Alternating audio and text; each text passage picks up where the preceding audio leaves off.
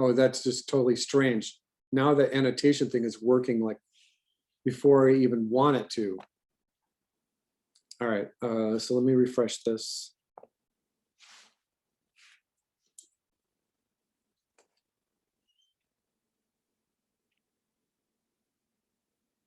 All right, remember, I'm reminding all of you that I haven't graded this character thing yet. I believe I scripted it to today. And so if you do have things in there, let me know. Let's do this right now. Did anyone add to their character design? I'm trying to upload it right now. Okay. Yunho? Yunwei, so, okay.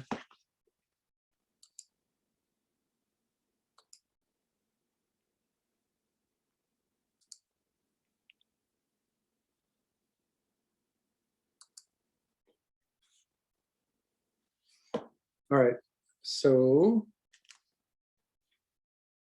yeah, you got the right idea here.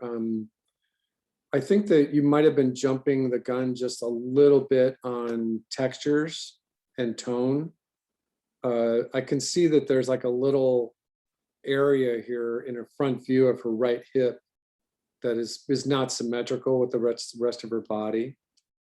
I think that you probably need more of a pronounced line of action. So instead of like going for all the details and all the stuff, you might have wanted to concentrate just on structure, on how the thing was built. But it's looking pretty good. All right, and this is looking pretty good too. Again, I think your line of action is just really soft. I think you really want to get in there and just punch it as hard as you can get it. Yeah, Yunho, these are great. You have a whole set of girls though, is that okay? My character is too unrealistic. Yeah, it's and okay. it has long enough. That's okay. All right, yeah, that's good. Thank you. And remember that you could be starting to think about who they are, what their personalities are. Okay, anybody else? Lauren? Yeah, I updated mine.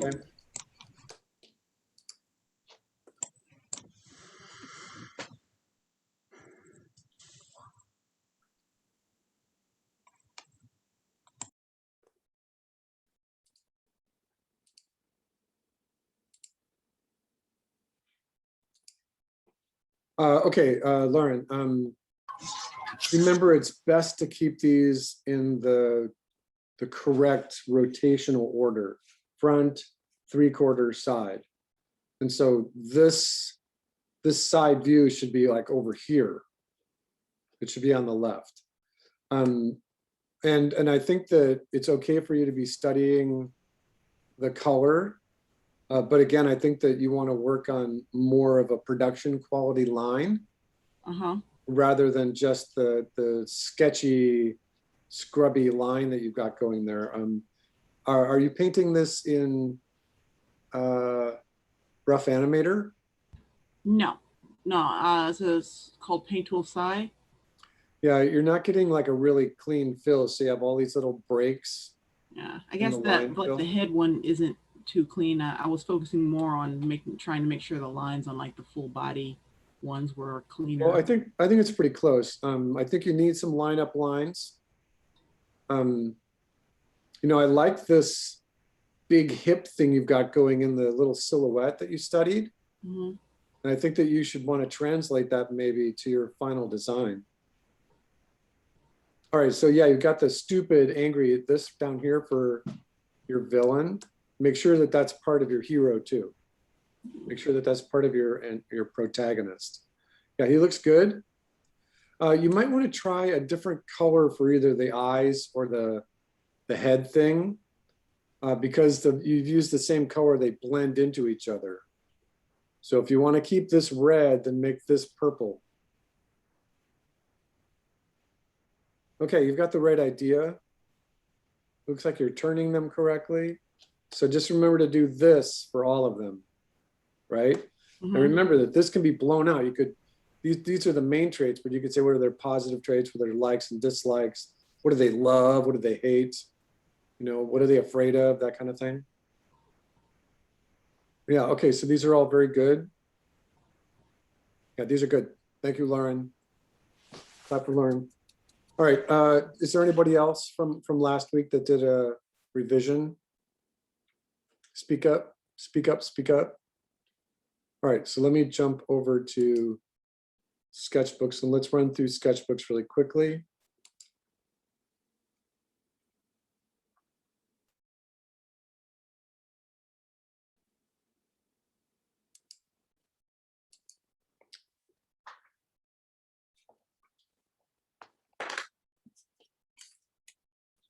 Okay, Lauren, these are great. We're using the same application. I was trying to practice like drawing some other characters that are mine, like in a what's his name? The style of the cartoon of All Dogs Go to Heaven. Don Bluth? Bluth, yes, thank you. So I think that these are great. You've got some really nice poses. There's a contrast in line quality though. Like for this little girl here, this is a great expression and a great pose. And I like the line quality that you've got in the face, but then it kind of gets a little sloppy for the rest of her form. So that's your next step, is to build in your process about how you can tie down that form. You just have to be accurate. Just the same way you drew the face here for the little girl, use that same process as much as you can. Okay? Promise? Promise. Okay, that's very good. Thank you, Lauren. Annika. Yep, as always, these are very good. Great little studies. Yep. Again, there's a big difference between lines that are rough like these. These are all rough, and that's great. You want rough lines, but these are not messy. I don't see any mess in here. All these lines are good. Thank you, Annika. Noah. Okay. I'm not sure what this little squid is here, but that's okay. This is your sketchbook. Accepted. Good. I like it. Thank you, Noah. All right, Chloe. Oh, looks like Chloe's out of this world today. I got some, we had a painting project for one of my other classes and they gave us brushes. So I was just practicing with for this. So I can tell that you're using the same brush. You're going pop, pop, pop, pop, pop, pop, pop, pop. Yeah, we were giving a specific set of brushes and I tried to play with the settings, but I couldn't get it to like, I couldn't get it to spread as much as I wanted to. So I just kind of like left it there and I'm gonna correct it later. One way to make this random is to do what you've got and then go and strategically erase a bunch of them. Oh yeah, I didn't even think about that. That would have been smarter to do. You know, I go over this a lot when I'm doing my special effects classes, because you can see the brush. In the clouds, you don't see the brush as much. But in the stars, it's like, oh, look, everyone. Chloe's drawing like a constellation with every brush mark. And I can see that you varied it a little bit. Like sometimes in Photoshop, one thing that you can do is, do you know Photoshop? Yeah, I was painting in Photoshop. So when you're in Photoshop, you can use the open bracket or the closed bracket. Yeah. And you've got your brush like this, right? And you're like, okay, then you make it bigger, bigger, bigger, bigger, and you watch the numbers in Photoshop, and it goes up like to 200. And then you hit your brush, and you see what the reaction is, and then you can Command Z out of it. And then if you're in Photoshop, if you hit your right arrow or your left arrow, it tilts the brush. And if you hit the Shift right arrow and Shift left arrow, it tilts the brush by 10 degrees.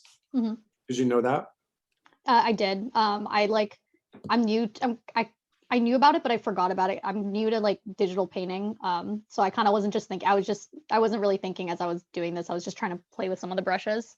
It's a great way to play though, is to learn the tools. All right, thank you, Chloe. Thank you. Yunwei. No, yeah, these are great. Excellent. Professor Billy, okay. Okay, thank you, Yunwei. Maria?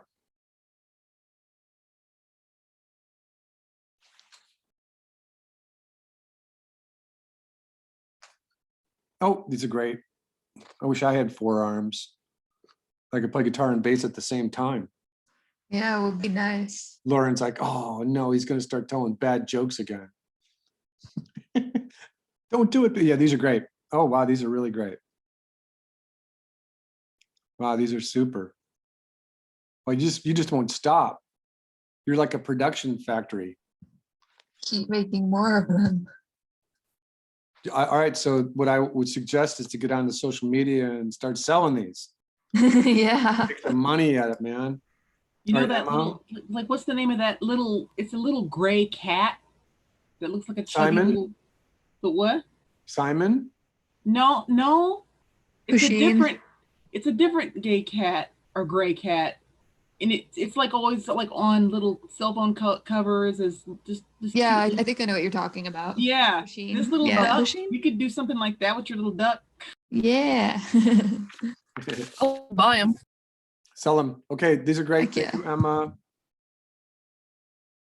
Yeah, these are great. So, one thing I could suggest to all of you as you're starting to get a really good hold of this, the drawing tool, the digital stylus here, make sure that you get in there and you're looking to make sure that your lines look as much like pencils as possible. And then go backwards and see, did you give this guy 2 elbows? No. Wait. Yes, you did. Yeah. It depends on which line you look at. If you look at these 2 little lines right here, then you've accidentally given this guy 2 elbows. Oh. You've given him 3 arms, three bones in his arms. All right, thank you, Emma. Nada.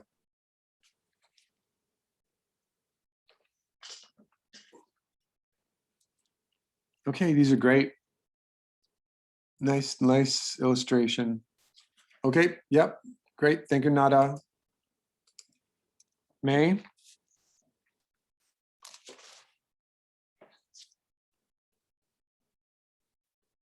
So what do you mean by not original? Oh, it's not my skill. It's not my composition or art or colors. I was actually legit studying almost stroke by stroke another art. Oh, that I so can you're learn. just tracing? Some of it, like the angle of the body and stuff, I had to trace, but for the coloring, I had to color match and just like try and use my eye for that. All right, you're just studying, right? Yeah. Okay, thank you. Oops, what did I do here?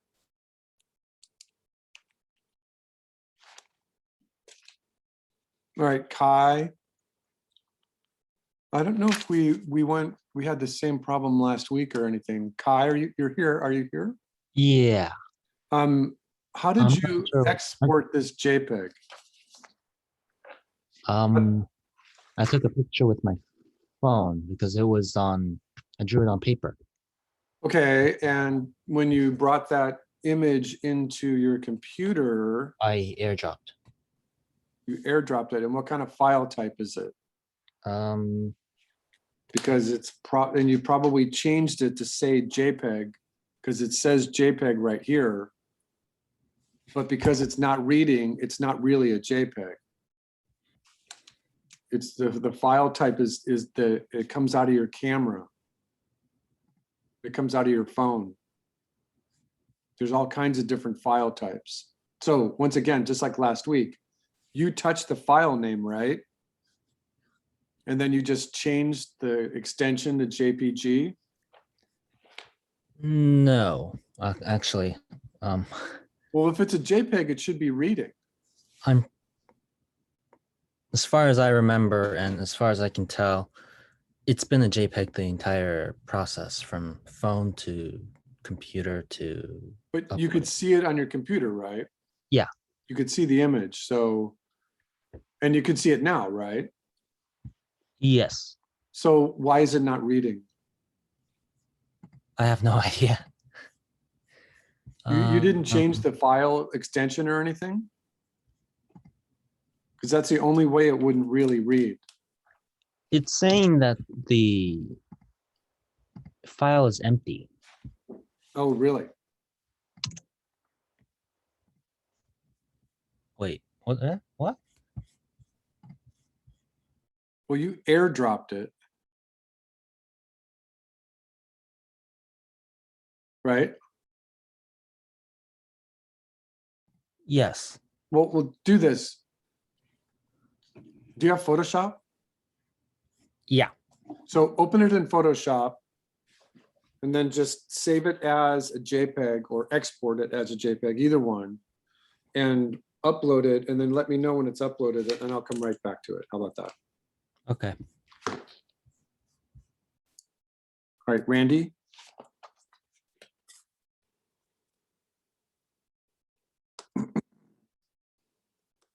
All right, Randy, remember last week, one of your main assignments was to make sure that these images were not too big. Remember, Randy? So you got to take yours into Photoshop and make them smaller because we want to make sure that it's a good presentation. Yeah, All right, so get into Photoshop. I don't know, like it looked I know on my end. well, yeah, it does. But when you're uploading it, you have got a canvas that is probably 14 inches wide. And oops, sorry. And maybe 18 inches tall. And because of that, we can't see the whole thing. And that's not fair. It's like, I can only see this much. I can only see the head or the legs, you know? So remember how to do resizing your canvas in Photoshop. It should be an easy skill to have. So these are good, but you need to teach yourself how to change the canvas size. You know, for a drawing like this, your shoulders really should be symmetrical. Her right shoulder is very big and her left shoulder is very small. Keep the idea of symmetry in mind, Mr. Randy. All right, Rachel.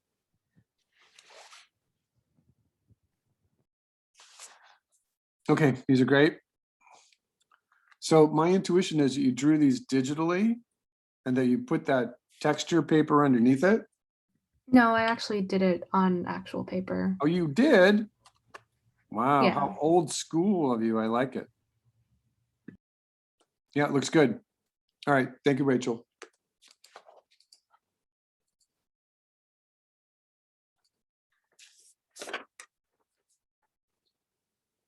All right, so that technically probably did not refresh it. So let me refresh it. All right, so now let's look at your thumbnails for today. And remember, I'm not going to go too crazy on you, like that heart song, Crazy on You.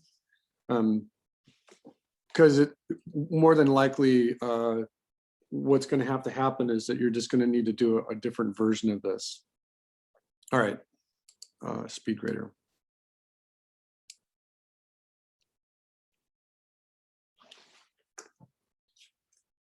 All right, so yeah, I asked for sketches. So Lauren, these are a bit overdone. What I was looking for was just gestures. These are okay, these are great.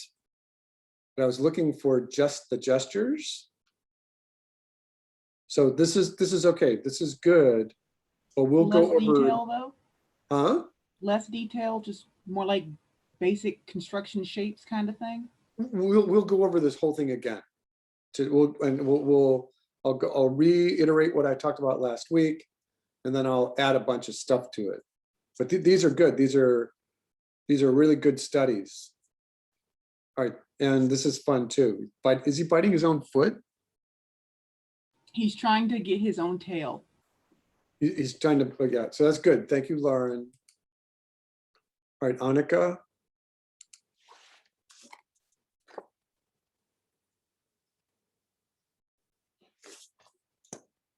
Okay, so I looked at these a little bit, at least Annika's before class.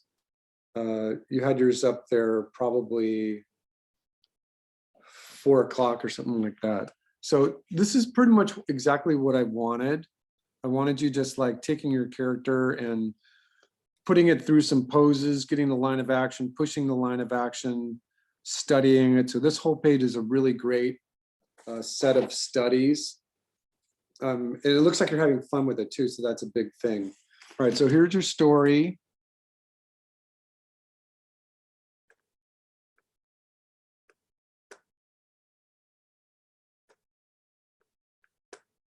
Okay, so this is great. This is exactly what I wanted.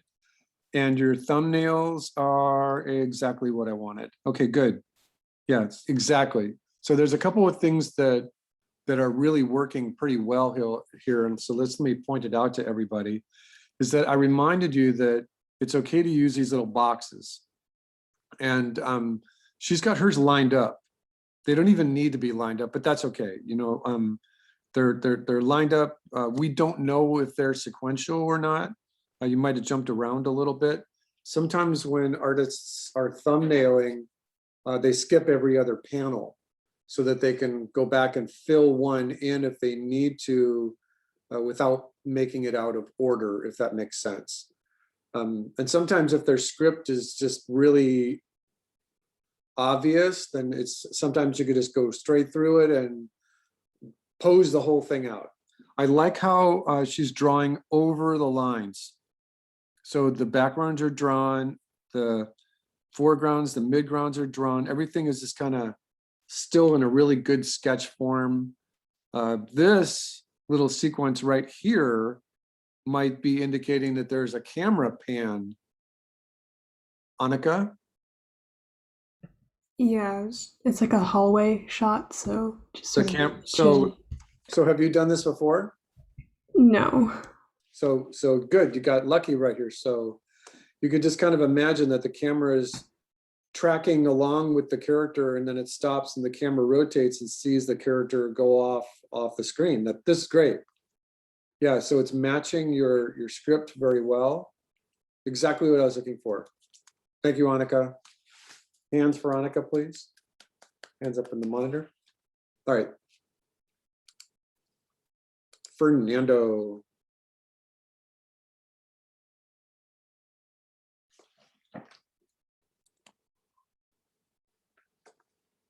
All right, so what Fernando's got here is kind of what I wanted and kind of not what I wanted. This is a really good example of skipping the thumbnail steps. I did not want you to do boards. So what it looks like to me is that you drew the background here in one panel in Photoshop, and then you copy and pasted it. And then you zoomed in on it here, or that it was a bigger drawing and that you repositioned it here and then copy and pasted it in the rest of these. And then got back to this shot where it's the interior of the spaceship or whatever, and you copy and paste it. And then you started blue lining on top of it. I mean, these look good for storyboards, but remember, I was only talking about doing thumbnails last week. I wanted you to write out your script. Fernando. Yeah, I'm right here. I wanted to see the words that were going on so I could see what your actions were, right? Remember? Yeah. So I think these are good, but these would be good for like 2 weeks from now. You got a little ahead of yourself. So do you want to just explain to everybody what happens in your story? And go quickly, like just tell your story in 30 seconds. Go. So the villains try to prepare to eliminate this girl with a giant laser, and the camera pans up, and then the hero comes to save the day. He uses his laser to. He was got distracted by a fly, and he uses laser. And he uses his laser to just kill the fly, but he made a circle on the roof. He falls down. he caused the big laser on the left to spin around and point at the villains. But the hero got up and pushed the laser back to pointing at the girl and knocked him out. And then the fly came down just to push the laser back, pointing at the villains, and then that's it. And the big lasers shoot at the villain. Okay, so I think that your drawings are pretty good. They're rough. They're not final storyboard quality at all, but they're very nicely drawn. But one thing that's kind of worrying me though is that you've got the poses that are far enough away from the camera so that we can't see the action.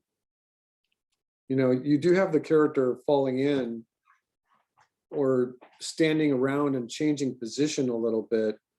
But remember, one of the impetus things that we were talking about last week was really, really getting a study on your character poses. So you've got a static camera here and everything's in the mid shot, right here. Everything is in a mid shot. So we'll talk about this today. We'll talk about how to put a variety of cameras in there. But remember, I did want you to write out your script. So Okay. you should go back and do that so that you can hand it in for next week. All right, thank you, Fernando. Noah. All right, more in line with what I was looking at. Studying thumbnails, studying poses. I don't want these lineup lines to touch though, Noah. And if you're doing a size comparison, put a little bit more distance between your characters. Yes, Mr. Billy. I'll Gee, do Noah. it. All right, and I need your script. You're supposed to write out your story. Write out your story. All right, Chloe.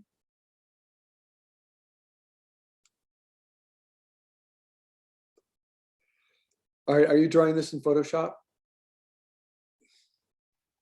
Yeah, this time I was. Okay, so remember your usually use canvas pencil, though. size. I'm sorry. Your canvas size is too big. Okay.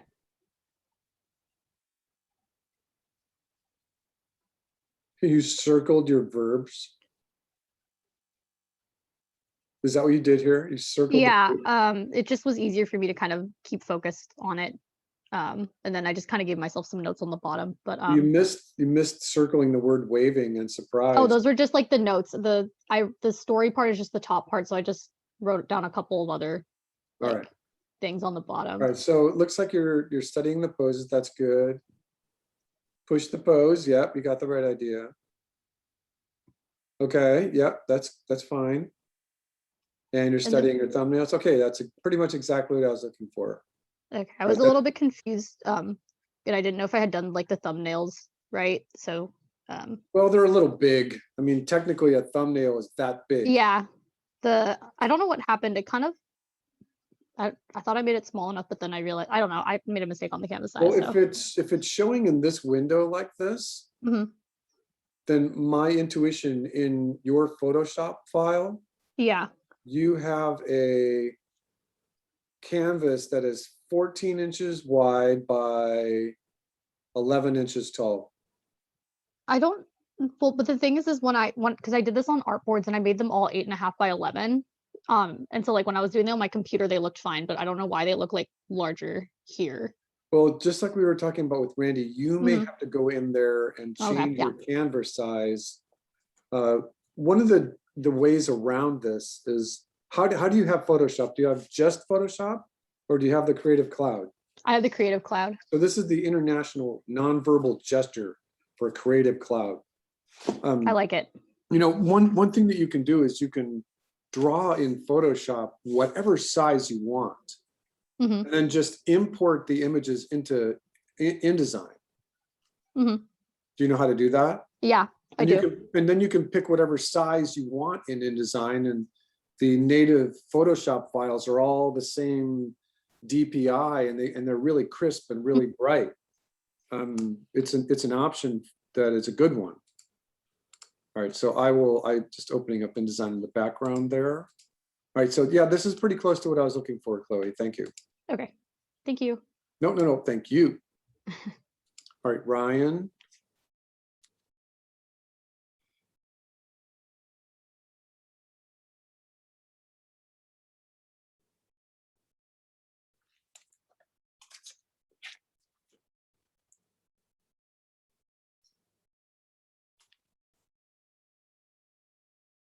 Okay, that's good.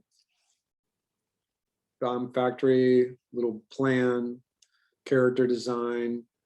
Okay, and so this is pretty much what I wanted, but remember, I do not want your thumbnails like this in orientation at all.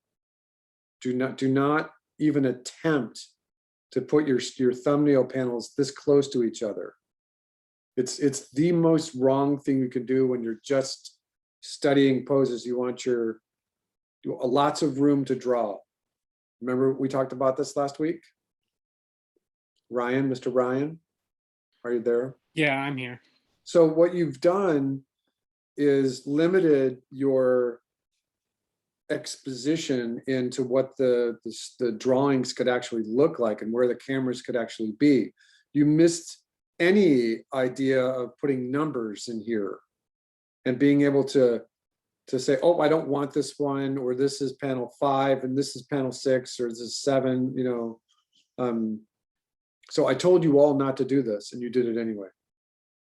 Yeah, I think I actually did those a few weeks earlier when we were first developing the story. So they were like very, very early, and I was just like throwing things out there. All right, well, it's time to go back and do it like I asked you to. So that's no worries. Thank you, Brian. All right, Ria. All right, studying poses, studying shot. Yeah, I kind of didn't have much of an order with those. No, you remember I told you didn't have to. Okay. Yeah, you just draw them out. You just study. You're just studying the poses. And this Yeah. is good too. You don't have too many. That's fine. I don't see. Yeah, I forgot story. to add my story script thing, but I do have one. And I can read. You have one. Yeah. You got all the action in there? Yep. Okay. Look at this file name though. Now you're in big trouble. Oh no, You're I in forgot to huge change trouble. it. You're in big, huge trouble. Lauren, could you I'll take care of this quickly for me, please? resubmit and you'll never notice. That's right.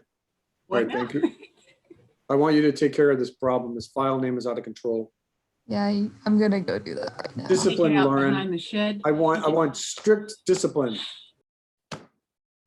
Got it? All right, thank you, Ria. All right, Nada.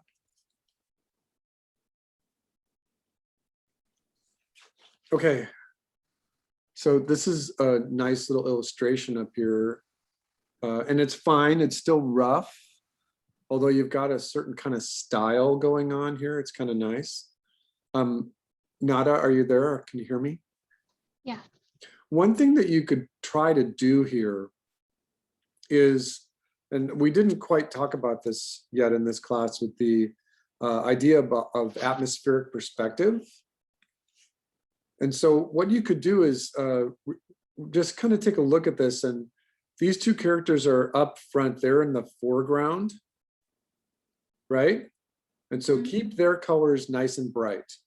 But in the midground, take this green and make it less green. And make it a different green than the grass, and make this grass a lighter color than this grass. And if this is the sky blue, that's fine, then make it a little bit lighter. But as this grass right here, have you ever seen atmospheric perspective? A little bit, yeah. Or study of it? Let me just bring up another tab here.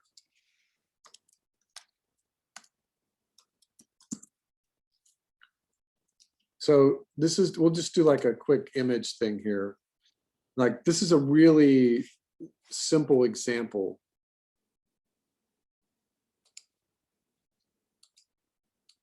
This green one is a really simple example of darker in the foreground, lighter in the midground, and lighter until you get to the background. This is a photograph. These are photographs that could easily be illustrations just because they're so graphic. Here's an actual illustration, right? Darker in the foreground and it gets lighter towards the background. So use that same principle. More details in the foreground, lighter towards the background. And you're always going to get a better read, even if it's in a sketch form. All right, so you're studying these. You're studying faces. All right, and so I don't see the story. Remember, you were supposed to write your story out for me. Okay. Thank you, Nada. May.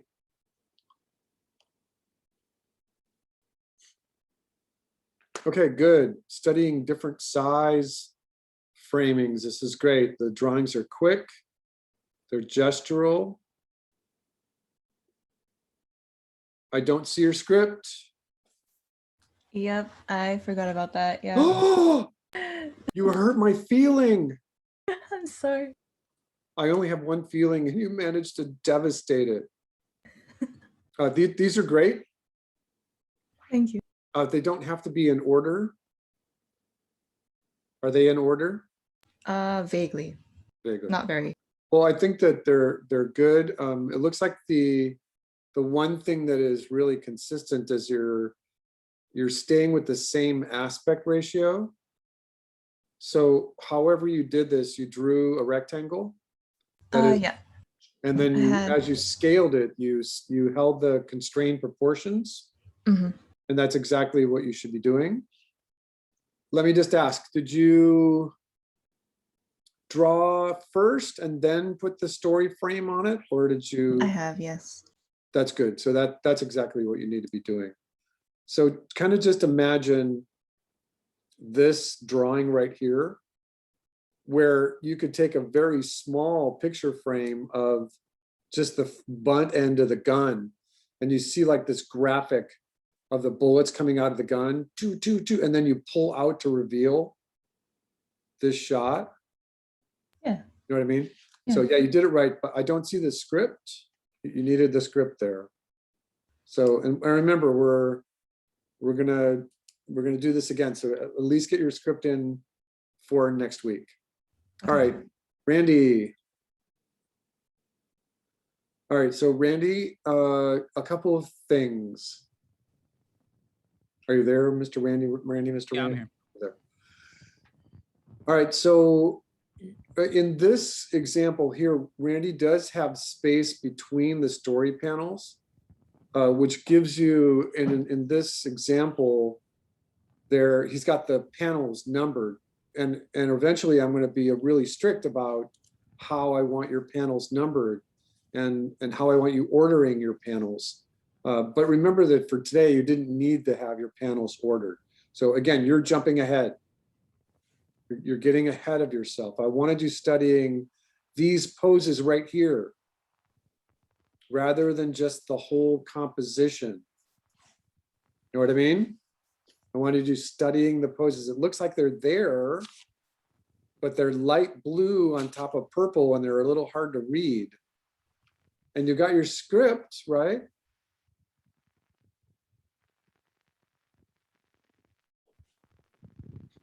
So you interpreted just a little differently. I think it's okay. Is this first three panels here supposed to be like a long pan? Yeah. So in this instance, this would Actually, not be panel first- 1, panel 2, or panel 3. This would be panel 1, and you would not have these vertical lines here. And that you would have position A, and then position B, and position C. So again, you jumped ahead a little bit. We'll talk about this today. And this looks like a pan as well. Maybe. All right, so, and then you got all this too, okay. All right, so one of the things that's just catching my eye here, Randy, Mr. Randy, is that you either found this template online, which had the frames and the panel numbers in it already, and that you're just coloring in the boxes. Yeah. Are you good? So, and I don't want you doing that. The best way, the best approach for doing thumbnails is to just draw and then figure out how big or how small your story panel is on top of it. Because right now it seems like you're just kind of filling in the boxes except for this one. All right, so you got the idea, but let's perfect it just a little bit. Okay, Randy, Mr. Randy and Rachel.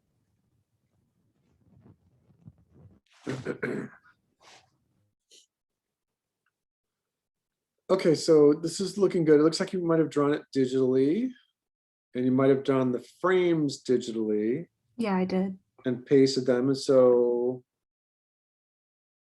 it's looking okay. Okay, and so I'm missing the script.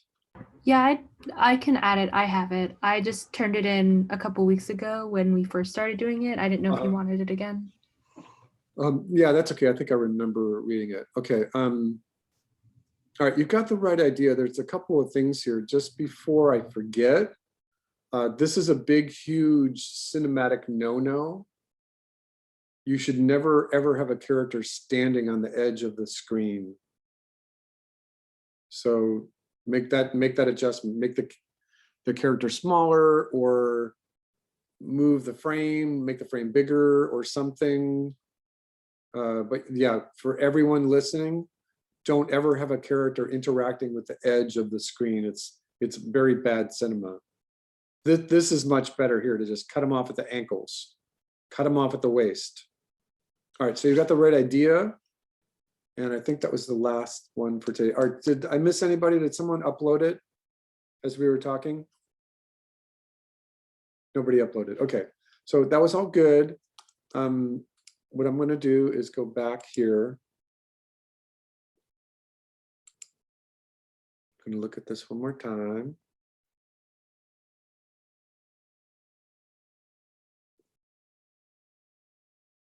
Okay, so let's do this. It's a little early, but let's take a 15-minute break, 20-minute break. And then when we come back, I'm going to go into the translation from your script to gestures, to thumbnails, to maps and thumbnails again. So let's take our break. Thank you. Okay. Okay, I'm back, everybody. So I wanted to do a couple of things.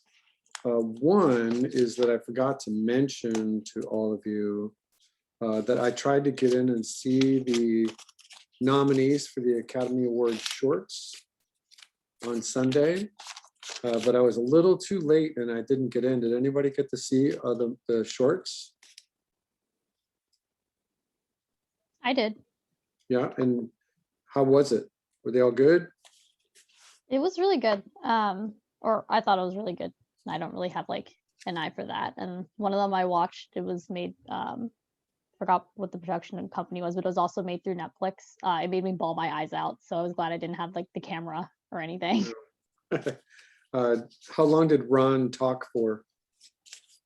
In the beginning, I think he talked a lot. And then we got to like the video part, but I don't think he didn't like dominate the conversation or anything. He did a good job like with the questions and stuff at the end too, despite all like there was like some Wi-Fi issues and people like the panel kept like dropping out, or like Ron disappeared for a while.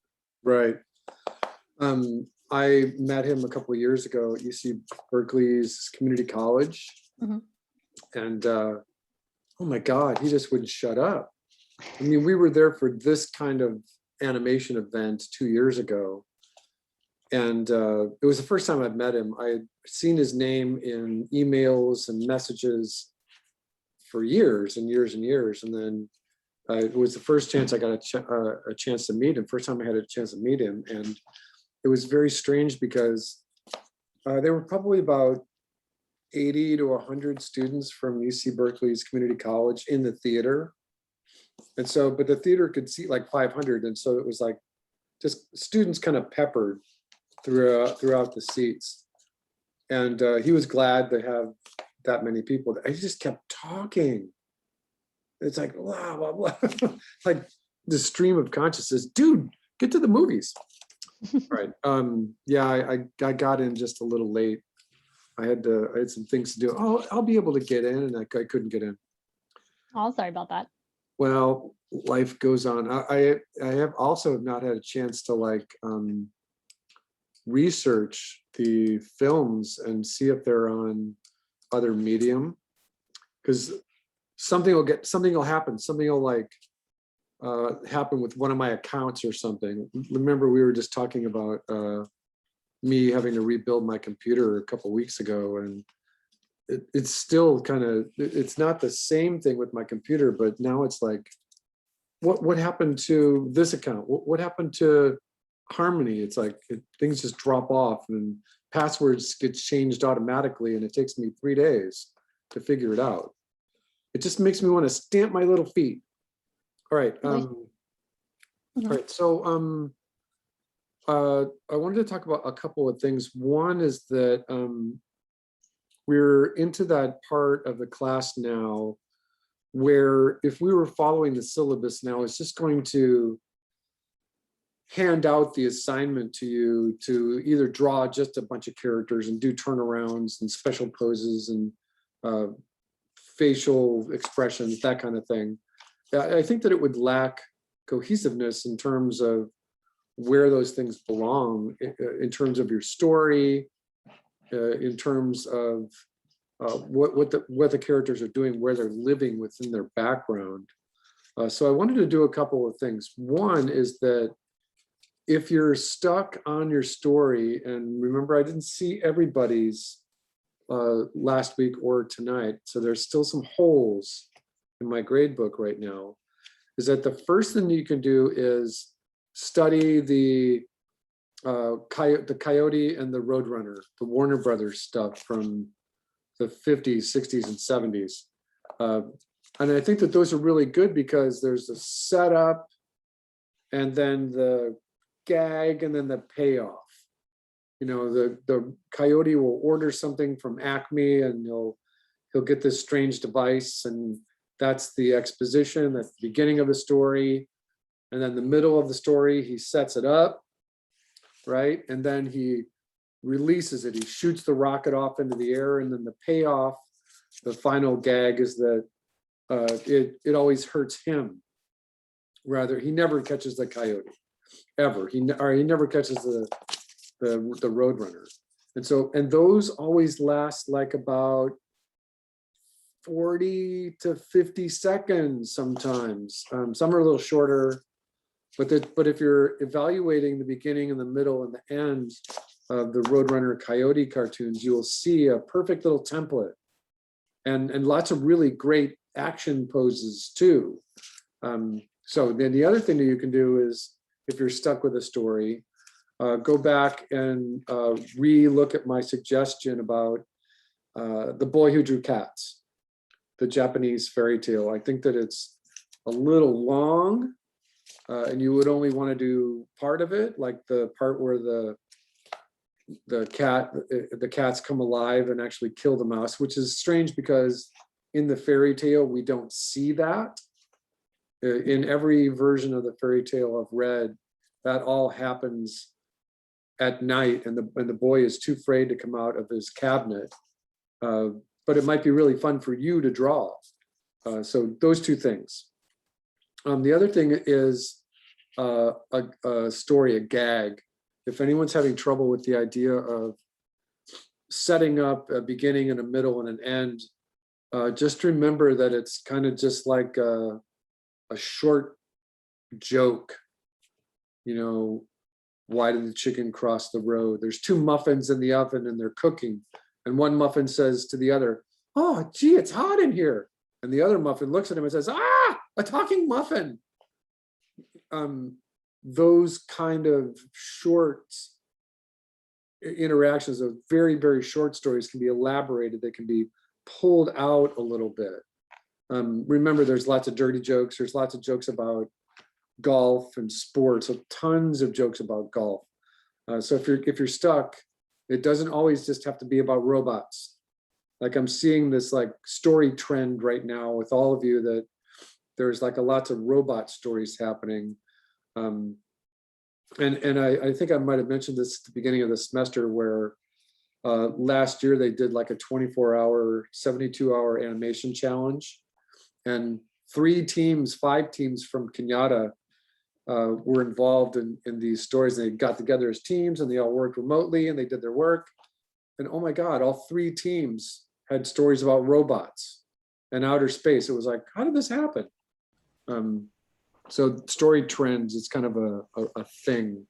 All right, so what I wanted to do right now was just kind of walk you through that process of looking at your characters, looking at the design, looking at how they're built, and then taking them from your script into I'll just turn my computer back on here. Into the, oh, hold on a second, I have to share my screen. Into the map, the background, the design world. Before I do that, I just reminded myself that this is InDesign. So for anyone who has the Creative Cloud, the best thing you can do is use InDesign as a layout tool. Right now, I'm doing a bunch of Photoshop painting for a film, an independent feature film called The Jinx of Hecate. And I just said Command N to make a new document. And when I did that, I made my document 8 inches by 8 inches. And I selected how many pages I wanted. And I said, okay. And I got my layout. I got 8 inches by 8 inches. In InDesign, if you hit Escape key and then the W key, this is what it would actually render as. This is just a JPEG or a PDF. And if I hit the W key again, it shows me what I'm working on. It shows you all the things. And there could be tons of things on the stage. You know, I've got logos and backgrounds and notes from the director, and there's all kinds of things that I need to put in here. This is a PSD. It is a Photoshop. So there's 3 different ways of putting a Photoshop document into InDesign. And the first one is that, let me just go to a blank page. This is the one I'm working on right now.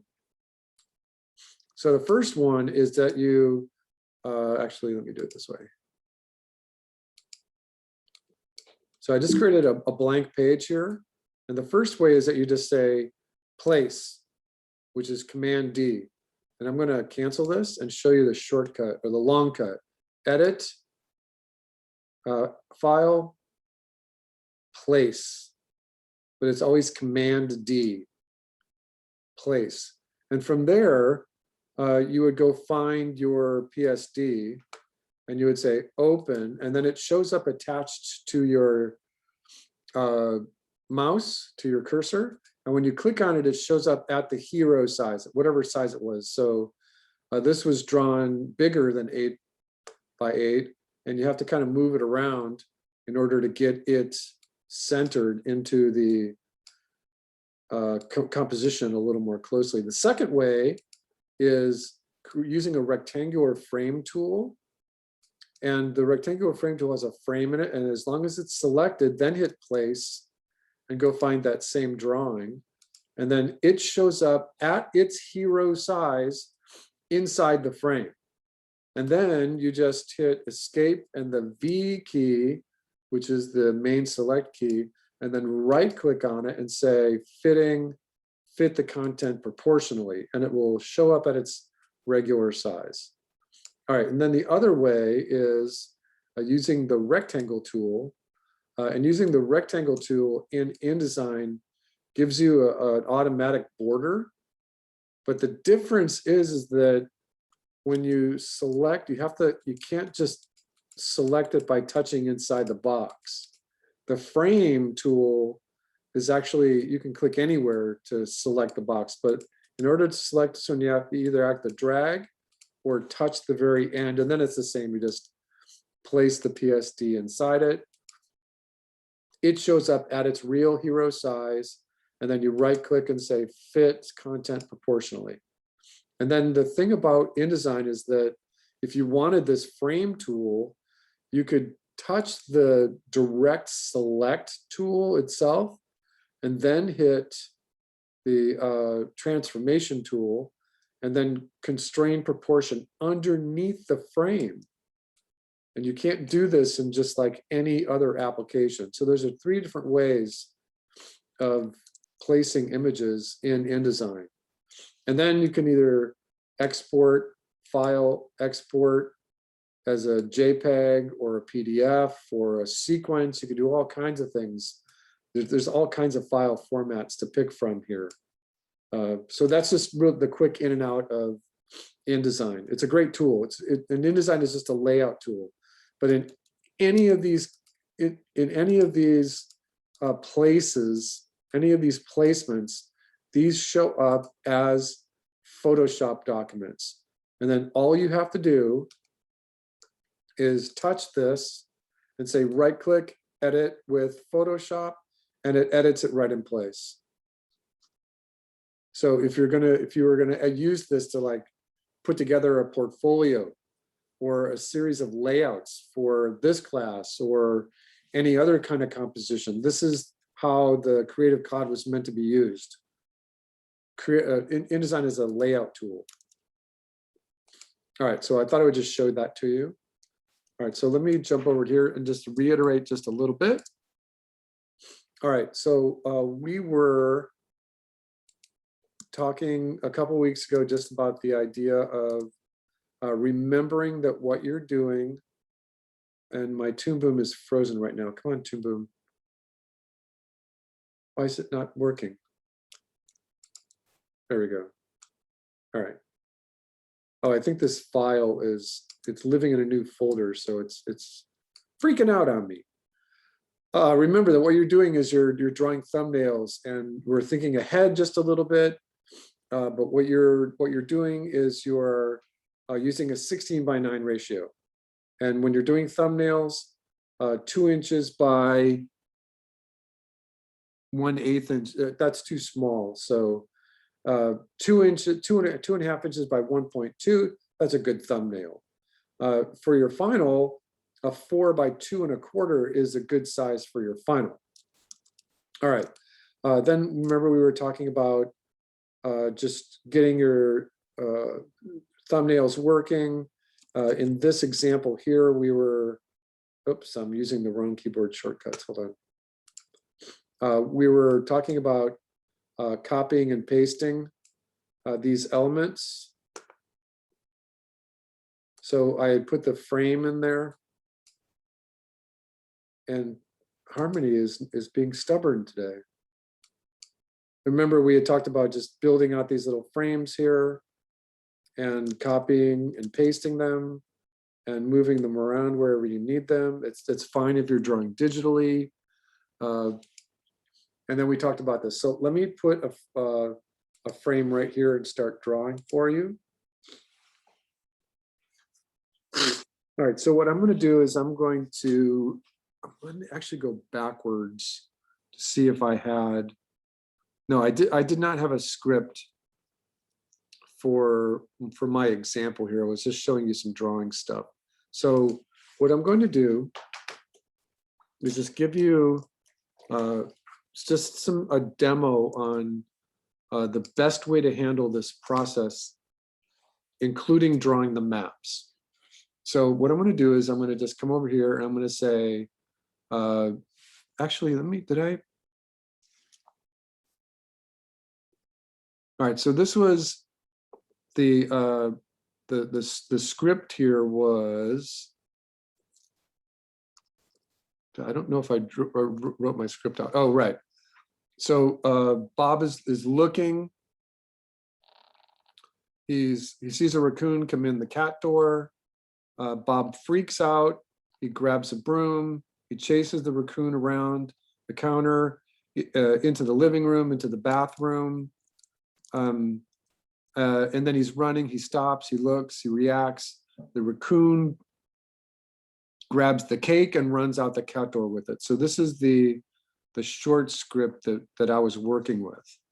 And I was talking about the idea of drawing my raccoon bipedal, talking about just studying poses here and how far could I push this pose, and getting just my hands studying what is the most extreme that this pose could ever be.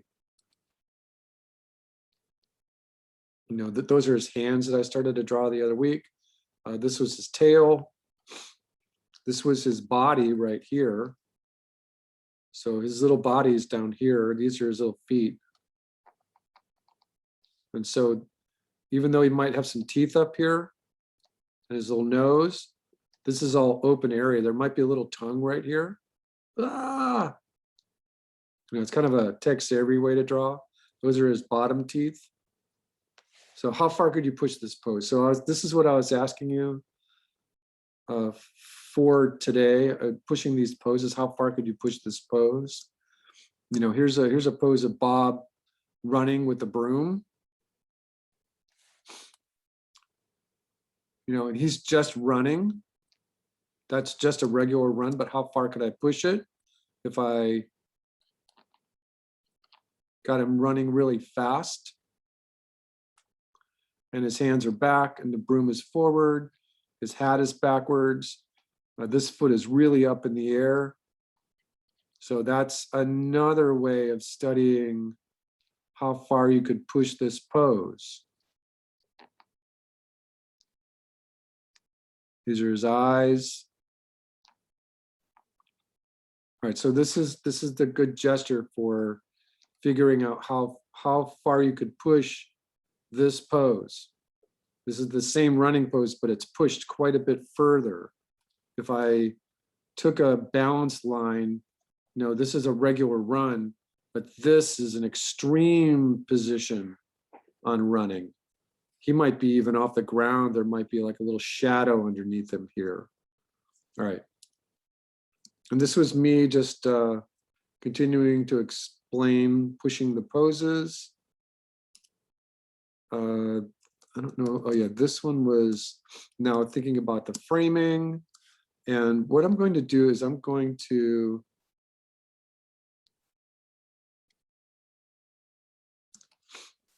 we're gonna look at this right here. I'm actually gonna copy this stuff right here. And I'm gonna paste it here on my other frame. And I'm going to select it. And I'm just gonna kind of move it around a little bit, just off to the side. All right, so what I'm gonna do here is I'm looking at, Bob is looking around and we've got, let me go back to my brush.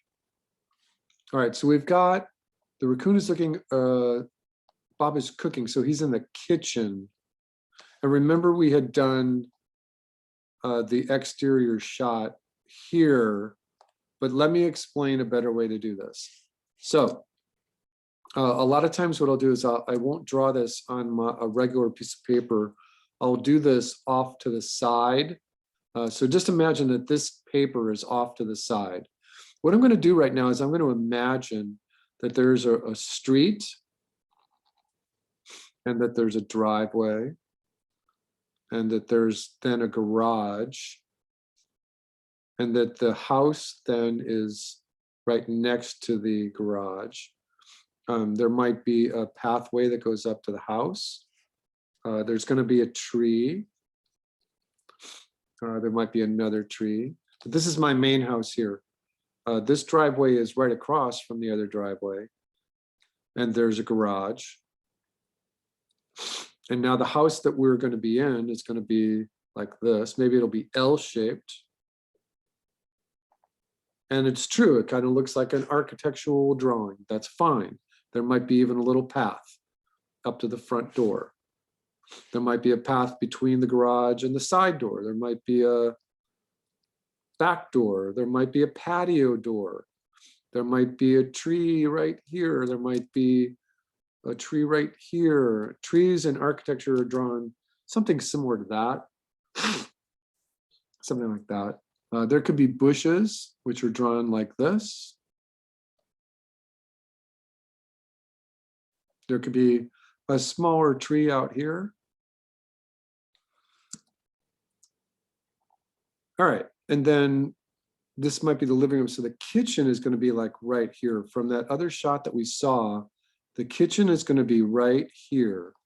And this will be kind of like the dining room area. And there's a door here that the raccoon is going to come in. And so my whole staging is going to be that Bob is actually cooking. There's a window right here. And Bob is right here. And the cat door is like right here, right? And so he sees the raccoon right there. There might be like one of those little islands right here. And when he sees the raccoon come in, and the cake is right here. All right, and the raccoon is going to come in this way, and he's going to sniff at the cake, and Bob is going to chase him. And the raccoon is going to go all the way around, and Bob is going to come all the way around chasing him. And then the raccoon is going to stop right here, pick up the cake, and run out the door with it. All right, so does everyone understand what's happening with this little sketch? Everyone okay? All right, so there's a couple of things to think about here, and I want everyone to just kind of put your nose to the grind and just kind of think about what we're going to do here.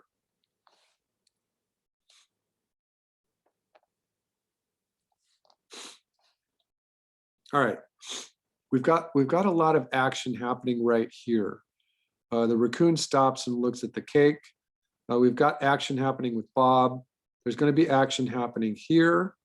There's going to be action happening with the cat door. And what I'm doing is I'm just thinking about where all these little things are going to be. There's a raccoon grabs here, and then Bob is going to run and look at here. All right, so now what I want you to imagine is where your cameras should be. So the first camera that we drew for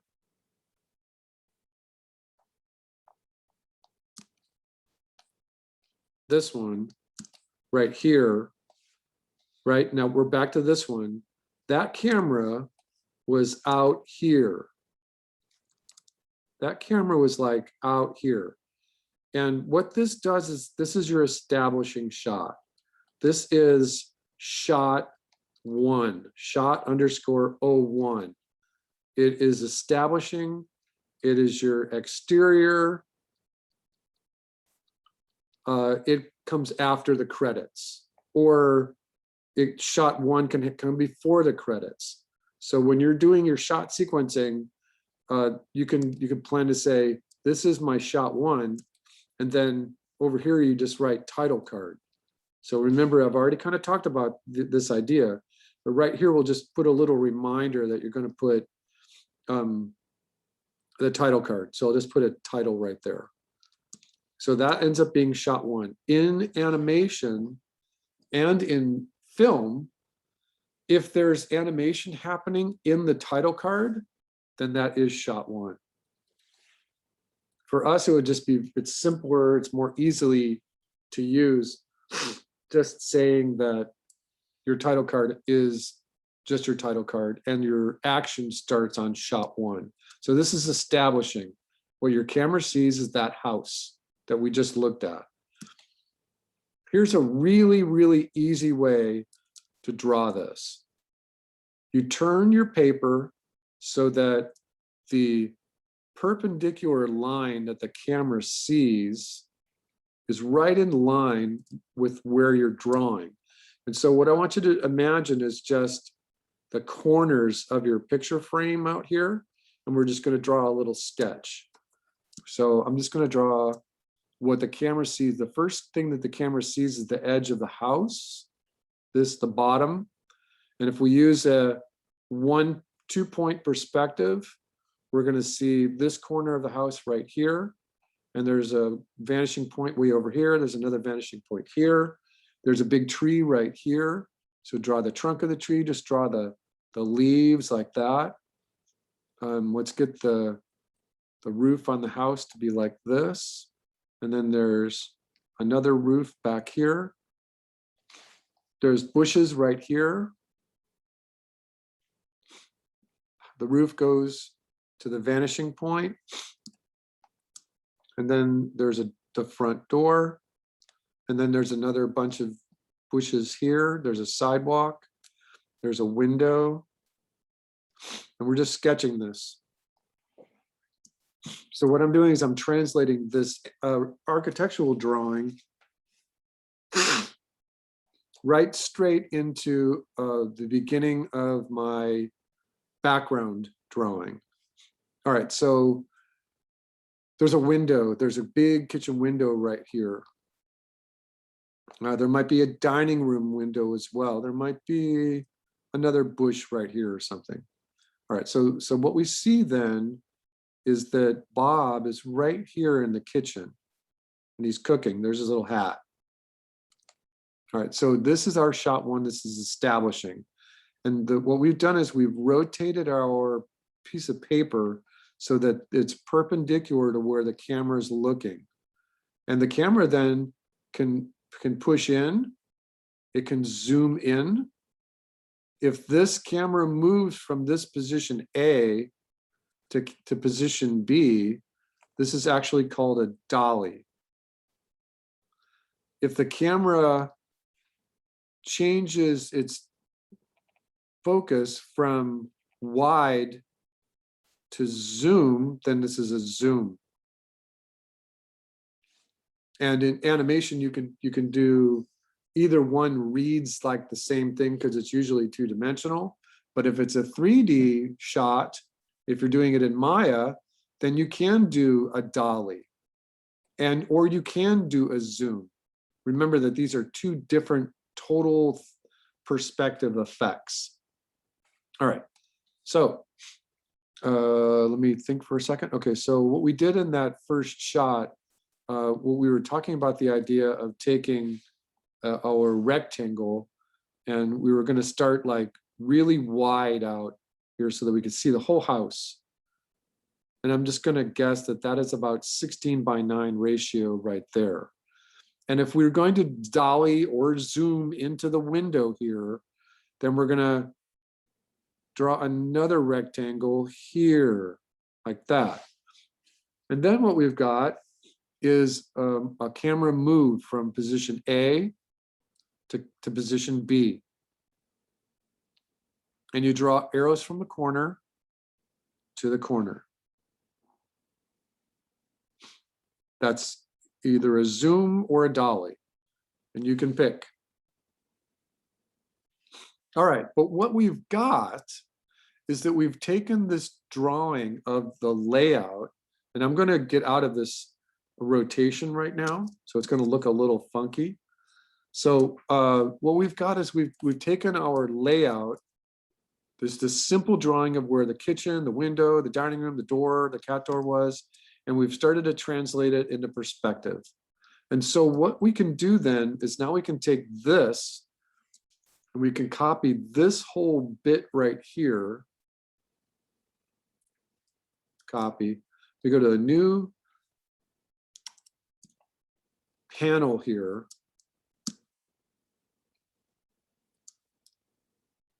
And we can move it up and we can rotate it so that it's more in keeping with the position of the actual framing. And so that sets our first our first shot. That sets our zoom.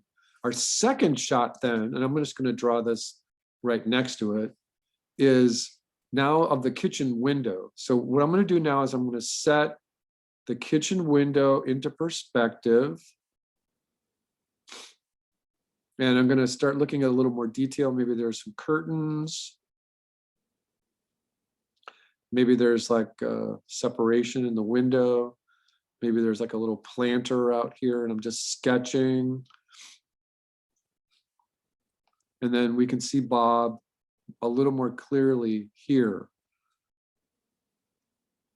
All right, so there's a little bit of a danger of doing the shot sequence like this, because if I were to take this as shot 1,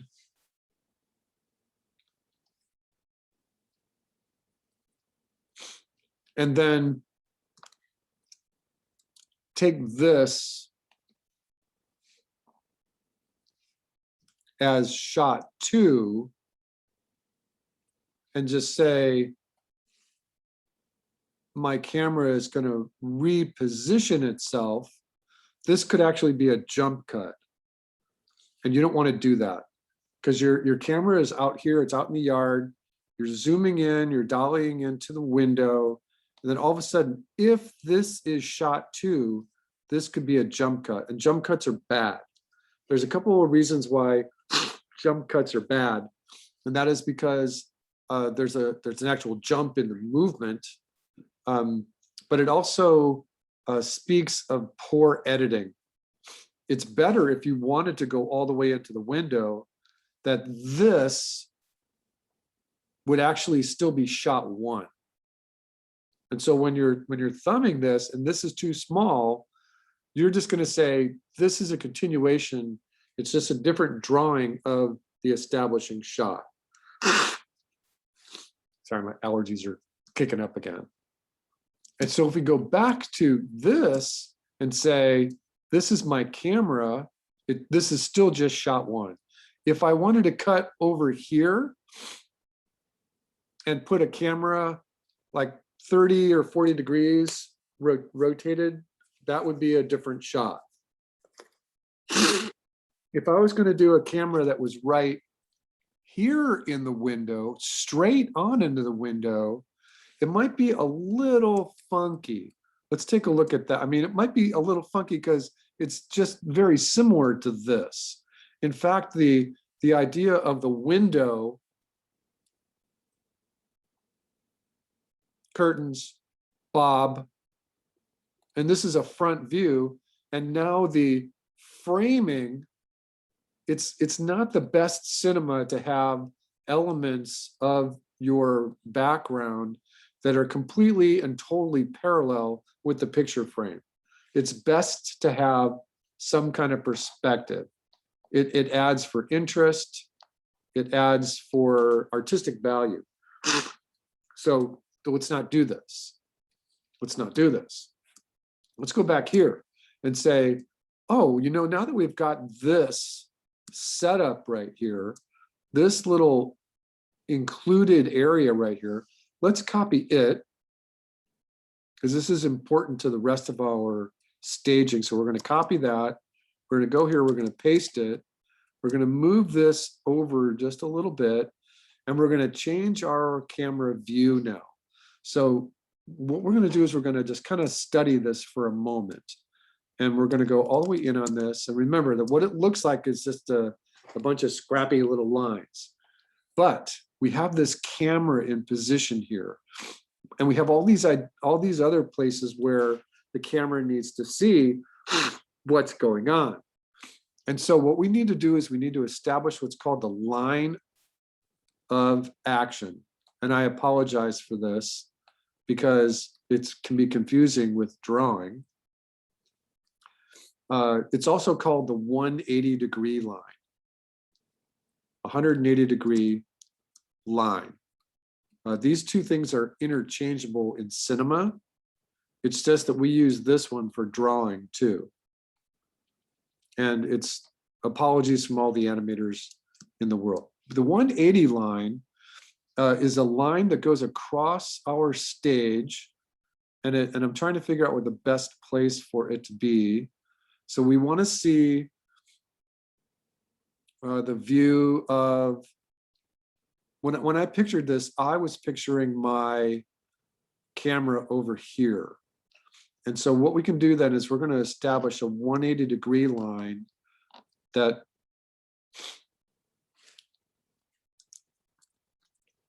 is about like this. So right across the sketch that I've made, I'm going to put my camera line here. So what happens is that the camera goes inside the house, and it switches to the other side.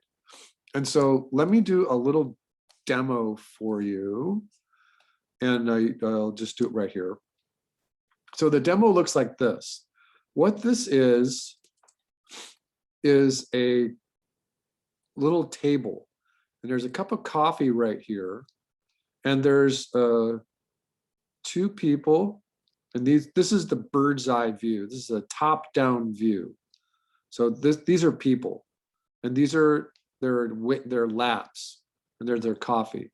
And so they're just sitting there having coffee, and they're either right like this, they're right across from each other, which is fine. People do sit right across from each other, or they can be like in TV, they will be positioned so that the audience can see them, right? So in this case right here, the 180-degree line is right down the middle. And here's how you set up your cameras. We'll use this one just as the example. If I put my camera right here, then what this camera sees is the table, and it sees the 2 coffee cups.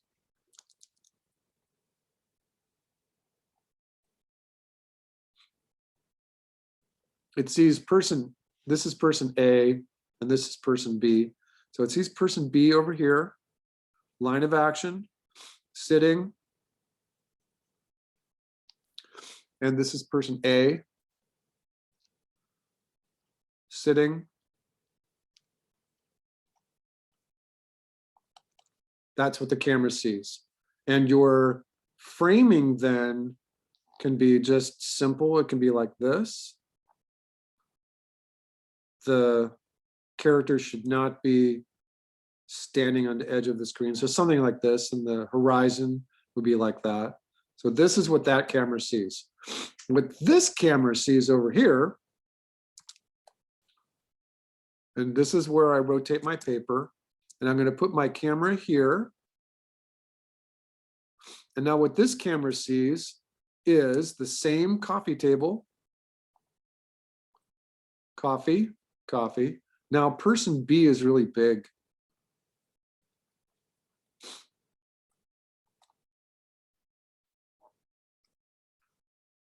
Lap. Person A is really small.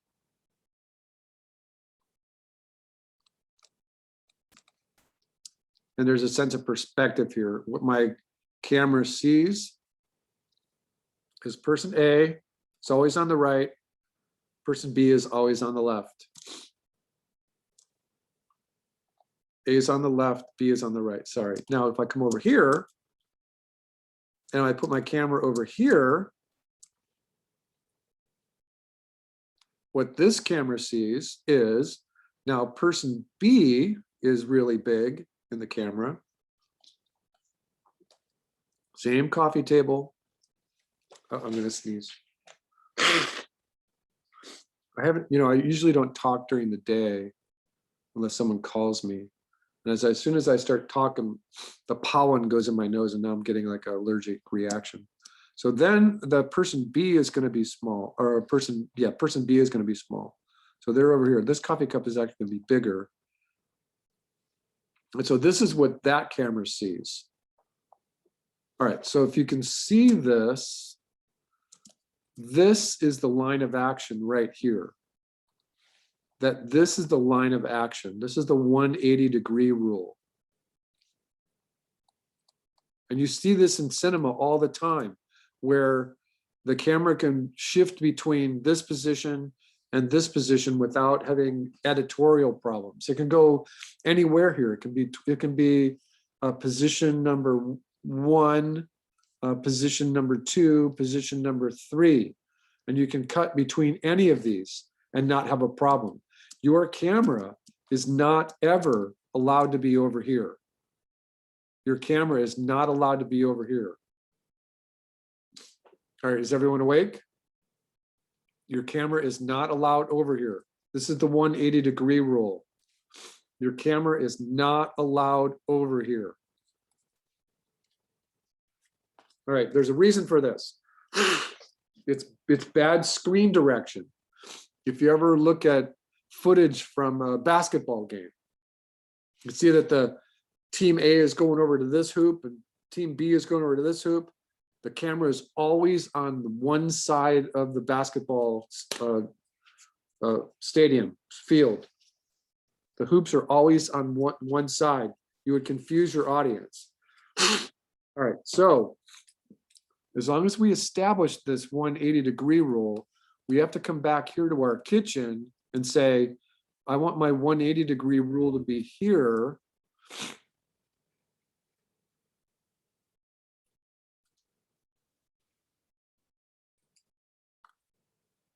I want my 180-degree rule to be here. And so because this is just a drawing, one of the easier things to do here is to just take this little drawing we did and flip it so that the 180-degree line is parallel with our point of view. And so what we see then is, I'm going to take this, hold on. I'm going to put it up on top here. All right, so let's just do a couple little sketches here. I'm going to, what we want to do is the camera view that we just had over here was the exterior, but now we have to figure out where we want our cameras. So maybe we'll want camera, let me pick a different color here so I can see it.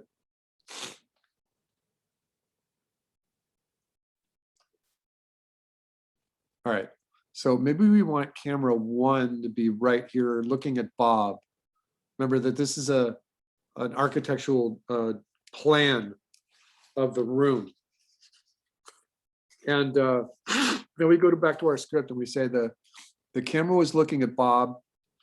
He turns and sees that the raccoon is coming in the cat door here. So this is camera number 1. When he does that, his action of turning is still in the camera. If we see the raccoon, if we want to see the raccoon coming in the cat door right here, then our camera is not allowed over here. It's not allowed over here. We are not allowed on this side of the room. So what we can do is we can pull the camera here and we can get a side view of the raccoon. This would be camera 2. We can, and I'm just thinking about it kind of logically about what happens with the action of our script. Bob is here, he's cooking, he turns, he sees the raccoon. We go to camera 2. The raccoon is going to run through here. Bob is going to grab the broom, which is right here. So this camera 2 can just turn a little bit. It can just rotate a little bit. And then this can be camera 3. This little icon right here can be camera 3, where we see Bob chasing the raccoon all the way around. This camera right here is actually a very important camera because from its field of view, it can see almost everything that's happening in the room.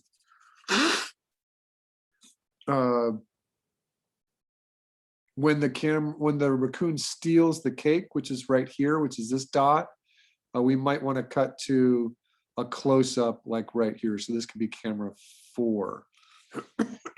And then this camera can turn and see the raccoon run out the door, or we could cut back to what the camera used for drawing number 2. All right, so now that we've got that little plan right there, let's just take a look at what our shots look like. So let's take a look at this first camera here. And like I said, if this camera is facing this way, sometimes the best thing you can do is just take your paper and rotate it so that the camera view is perpendicular to your paper. So what does this camera see? It sees Bob. And so I'm just going to draw a little thumbnail sketch like right here. Bob, and he's got his hat on. He's got it. He's cooking, so he's standing. He's got the kitchen counter right here. There, the window is right there. Remember, our camera was just out there just a second ago. All right, his arms, he's doing stuff here. There's a pot. There's a saute pan, his arms. He's standing. This little island is right here. And so what I'm doing is I've established a vanishing point, a 1 point vanishing point right about there. So this is one of those kitchen islands.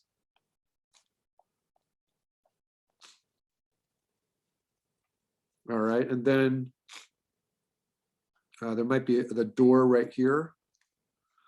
This is the kitchen table. So we can see the beginning of the kitchen table right here. There might be chairs. All right, and the cat door's over here on the left. So this is what I got out of this little sketch right here. And whatever I drew in the sketch, like up here is in the deep background here. So if there's a wall right here, then I would just put in a wall. And I could put in like a break to the other room. Maybe there's like an entrance way to the living room or something. There might be a coat rack over here. But we do need to establish that there was a broom right here because that's part of our story. This is the edge of the counter. There might be cabinet doors here. Or the oven, that kind of thing. There might be a microwave over here.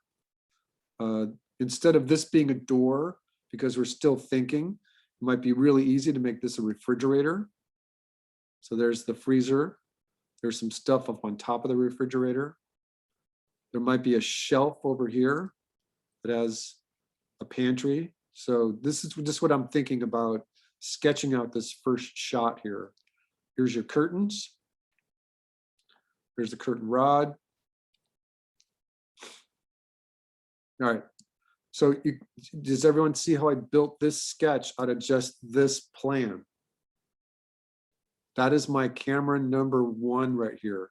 And I rotated this little sketch that I had so that it was perpendicular to the camera position. And then, now that I've established this, then now that I've got that, now I can go back in and say, what is the best framing for this? If I wanted to start with a wide shot, I could come out about here. And I could do the same thing because we're still, now this is shot 2. This is shot 2.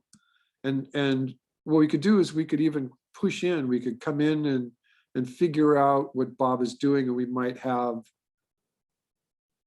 we go from a wide shot to a mid shot, like about like this. And so there's another camera move, and that's perfectly legitimate.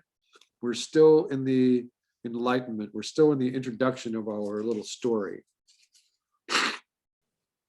All right, so this gives me a nice rough so that I can take this background and tie it down. I can go to another frame. I could copy this whole thing and just get a nicer set of lines down right on top of it. So here's how I would do that. I would just say, I'm going to take all of this. I'm going to copy it. I'm going to paste it. I'm going to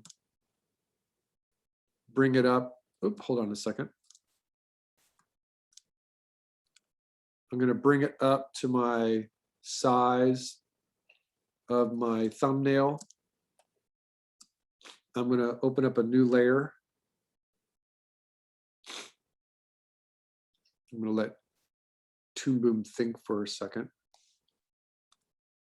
And then on top of that, with another color, a darker blue perhaps. Now I can go back in here, and if I'm going to do just the background, then I don't need the character. So in this, I'm going to just start drawing what I see as the stovetop, and I'm just going to draw right through Bob. He can be separated on another layer. All right, so this is like a little cabinet.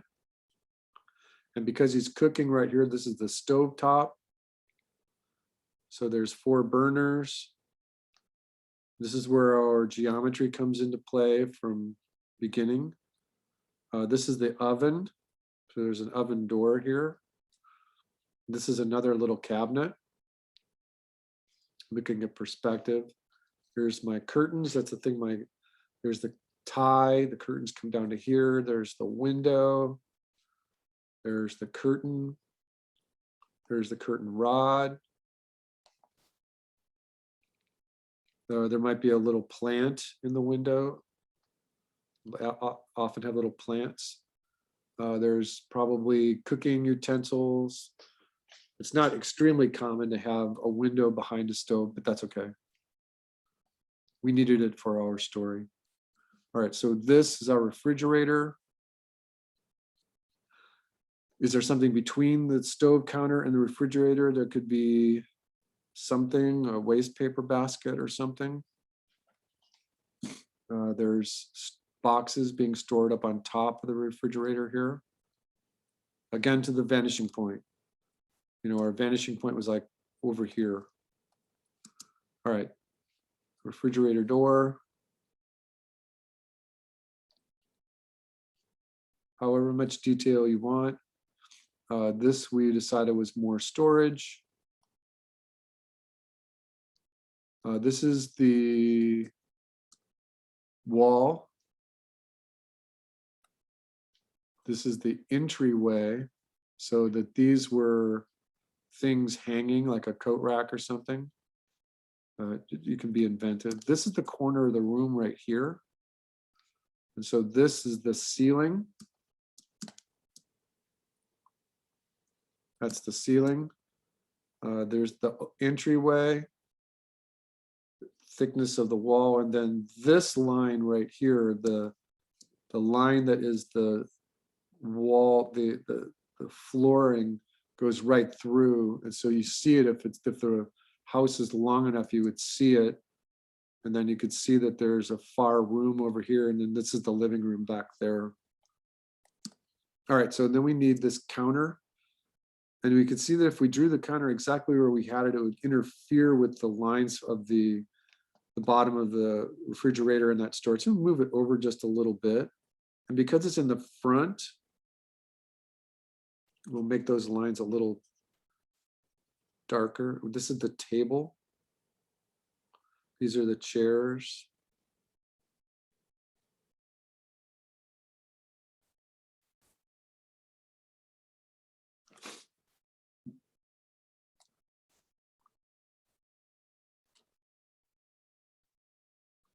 Maybe there's just a couple of placemats sitting there just right now. There's a cake, right? This is where the raccoon is going to steal the cake. All right, and then the counter. All right, so that's how you set this up. If you really need to, you could put perspective on the floor so that you can see where the tiles would be. I don't think you need to color them in or anything, because you're just looking at, there's this difference between the flooring in the kitchen and the flooring in the dining room. So just leave that be. Oops. All right, so that's the idea of how to take that little thumbnail that we had here, coming from this little one right here, into a drawing, and then into something that's tied down just a little more. All right, let's do another one. Let's go back to this, and let's say we're just going to turn our camera so we can get our orientation for what would we see as camera number 2. So what I'm going to do is I'm going to once again copy this, and I'm going to go to an open drawing. I'm going to come back to my regular camera.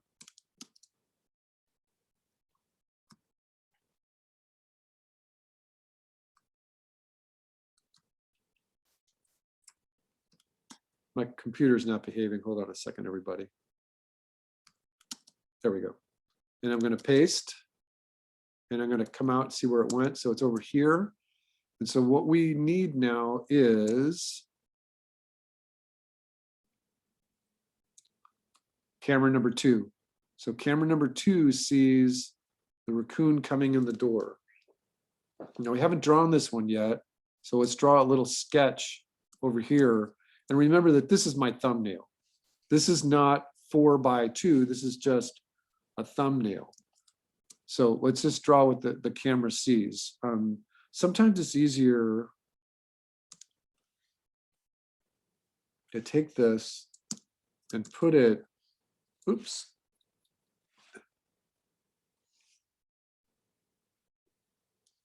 Off the side of your stage so that you can do a little sketch.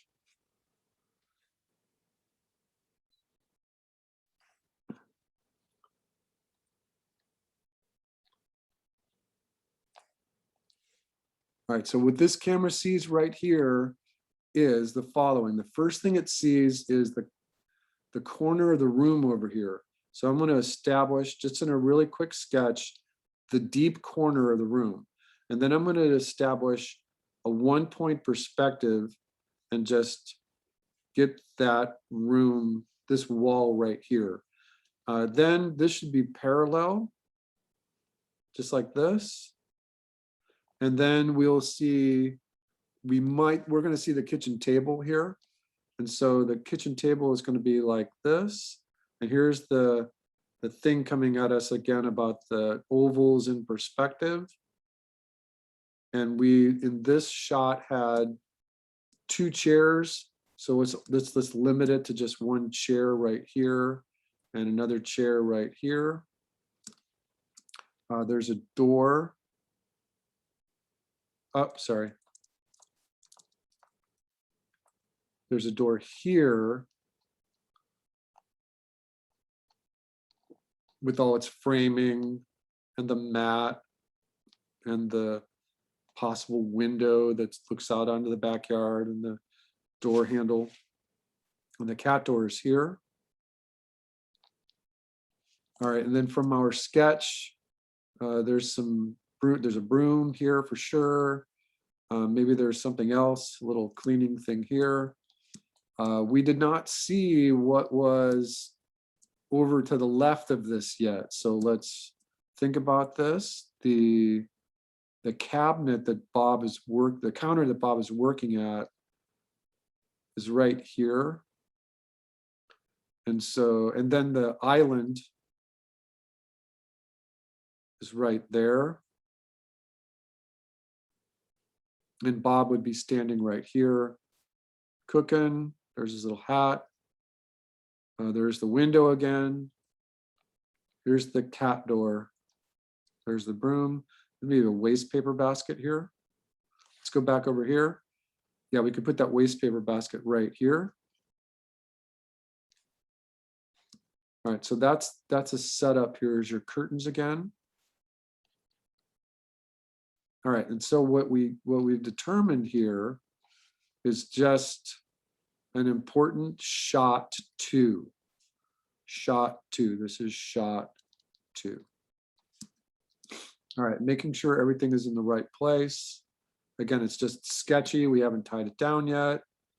So what we can do is we can take this then, this was just our thumbnail, and we can copy it and paste it and move it to our thumbnail position, or even something just a little bigger, and get it up so we can frame it properly.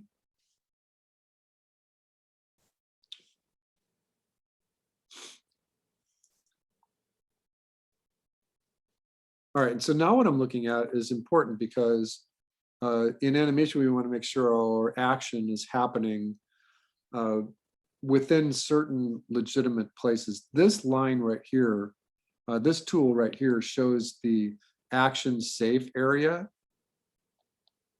I believe it's even called action safe, or just the safe area. This little button here shows just what your shot is going to look like. But then there's one other field inside here where you would never want any title. So this is called action safe right here. And then the area inside here is called title safe. And this is okay for just the composition of our, basically our second shot. This is shot 2. All right, is everybody okay? Junho, you're the only one who's with me right now. All right, so I'm looking at this and there's a couple of things that I want to consider. I'm going to do this in red. The very first thing I want to do is I want to identify where the very center of the shot is. This is a focal point. And then I also want to decide where my cinematic thirds are. And if I divide up my horizontal and vertical into thirds, hold on a second. Then this is the upper left, the lower left, the upper right, and the lower right focal points. And I drew those just a little off. This line here should be over here a little bit more. It should be over there. So let's forget about this one.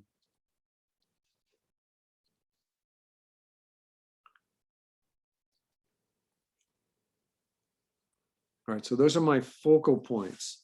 This cat door is close enough to the focal point to read. Bob is right on the right focal point. This is the counter.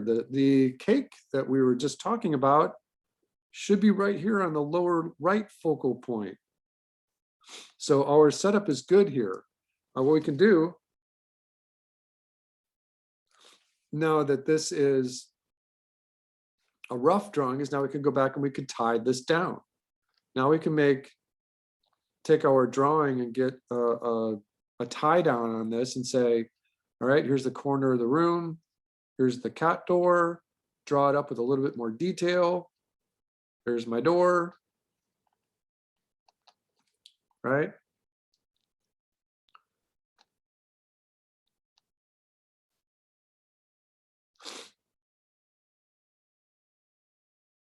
There's my broom. There's the door mat. The door is going to swing open. And so when this happens, there's a couple of things that you can do. We can establish this shot so that we only need this part of the line for the ceiling. And here comes the ceiling parallel. This is the counter. This is the table. We'll draw it a little more cleanly. This is this chair. And the other chair kind of wound up out of the screen. So let's move it over here so we don't lose it. All right, this is that island. And the cake. This is Bob's counter. All right, and so I'm gonna just kind of leave it right there for just a moment, because there's a couple of things that we can do when we start really looking at our thumbnails. We need this background. We want to make sure that we make this process really clean, from doing our sketch in the top view, and we go from that into just a really light sketch, and then we now take it into a more tied down, a little bit more finished drawing here. There's the floorboard. And now we can really go at it a little bit more accurately here with the way this background is set up. And it means something. Now it's going to be part of our story. We're not just drawing a random thing here. This is something that we actually need. All right, and then remember that the part of the story here that's important is this cat door. All right, so we've got all this set up right here. It's looking okay. We might be able to put a little bit more detail in the stove area and the oven area right here. I don't think that in this shot we'll be able to see the refrigerator or that cabinet that we had. We might be able to see this little cabinet here. All right, so that's how we that's how we go from a very small sketch to a little bit bigger. We scale it up, we put it into a storyboard panel. And from here, we can now start looking at it as a background piece of art. And we could take these lines and really start cleaning them up a little bit more. Now you can see that I'm drawing outside the picture frame. That's important. I'm not just doing it randomly. It's not just happening because of nothing. All right, remember that Bob is here, but in this background, we don't need Bob in the shot for the background. You can draw him in there on another layer if you want, and turn them on and off as you want. But what I was thinking here is that this action is going to be really important. In our story, what we saw was that the camera was in the exterior. We saw that it was in the neighborhood, that it went from this big thing here to the house, and then it went over to the window, and then it went to the outside of the window. And then we talked about that last week. And then this is what I'm adding. I'm adding in this little bit here of really figuring out what this whole environment looks like, so you can draw shot number one, this exterior shot, much more carefully. And as long as you can do that, then you've got a nice rough, and you could go all the way into the kitchen window. Oops, hold on.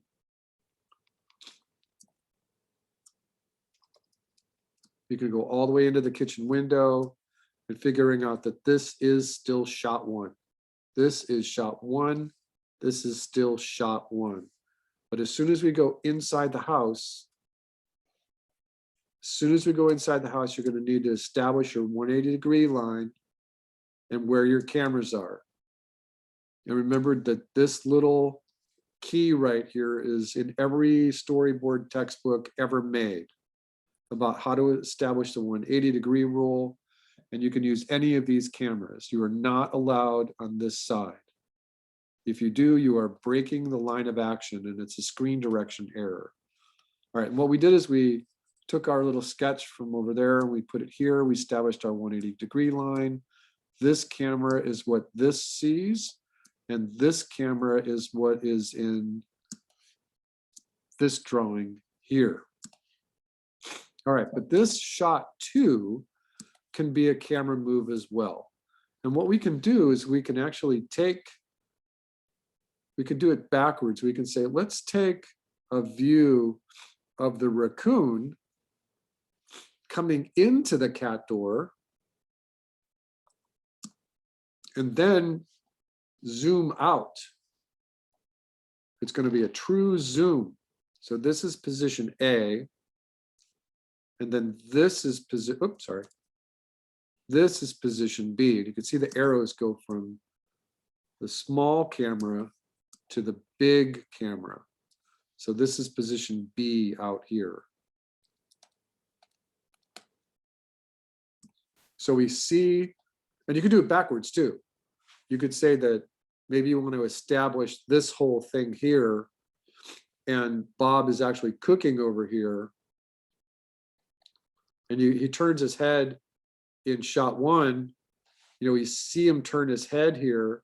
Like, what's coming in the door? So his hat turns, and then we go to this shot and we see him turning his head here as well. And then we go from position, we can reverse this, that this is camera A and that this is camera B. It might make more sense impactually or visually. Once you do this, then you can do the same thing that we just did. So what I'm going to do is I'm going to get a little bit more than I want. That's okay. Let's go here, and we're going to paste, and we're going to bring this up to scale.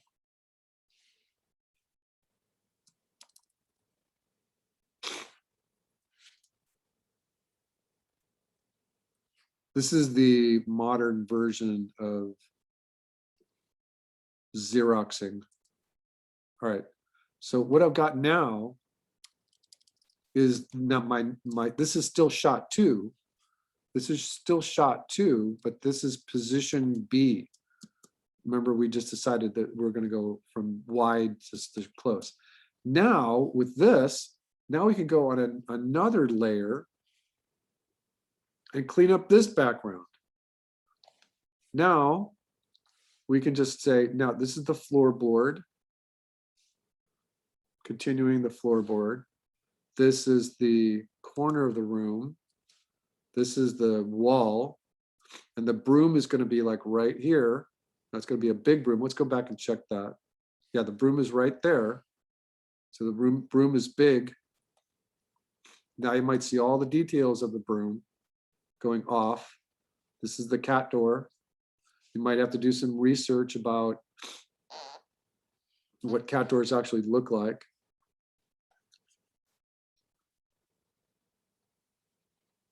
And here comes the raccoon. So just draw the head, the nose, the ears, the little bandit. His little paw coming in. All right, so this is a simple background. There's not a lot going on here. You might need the molding against the floor from the baseboard. You might need the baseboard over here. Oh yeah, there was a little mat from the door that might show up. That little mat might show up. So this is how to set up the close-up for shot 2. All right, so let me just pause there for a second.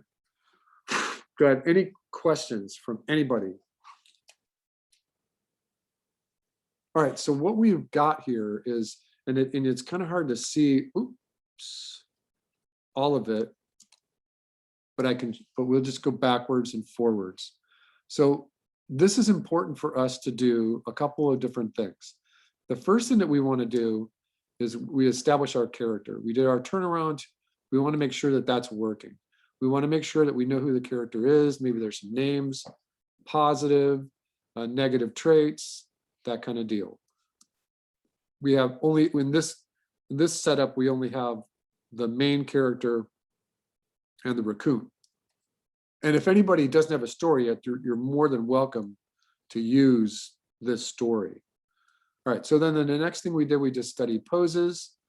Remember, this was the character sitting. We studied pushing the poses. We talked about acting it out, studying the poses more. Make sure that you're using an aspect ratio of 16:9. Then we started doing thumbnails. And remember that what I am going to do is go easy on you for the stuff that's due today. And I want to see what you're doing today for thumbnails. So get that stuff up there. I think that it is, I think that the deadline is tomorrow. So make sure you get something in there before tomorrow at midnight. All right, so we talked about just doing these little thumbnails here, but what I added was making sure that we understood where we are in this environment. We said, we're just gonna draw a make-believe town. It's a village, there's houses, there's a street. And then we started really bringing it more into technical. So we saw the whole neighborhood. We saw what the exterior of the house looks like. And remember that we could even start wide out here. We could even go back to what we were originally planning by starting. Remember, we have this as the street right here, and that this was a driveway, and that this is the actual window. So instead of just doing shot 1 like we had it, we could do shot 1 that starts out like this.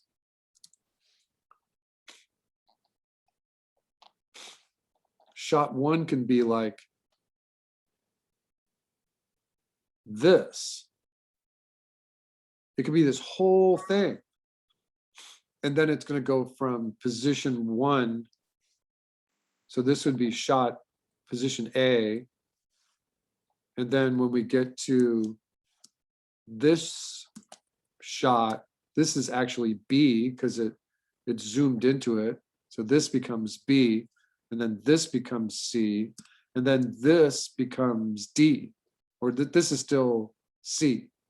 So it's just a long zoom that the camera went from the exterior all the way into the window to see Bob, and then we go inside the house. So that's just the best way to sequence this. And like I said, one of the best things that you can do is take the time and do, I don't know where I put it, this. Figure out what your map looks like. So this is part of what's due next week is your map. You don't want your camera to just be in one place. You want at least a couple of different camera points of view. I'm gonna sneeze, hold on. Excuse me.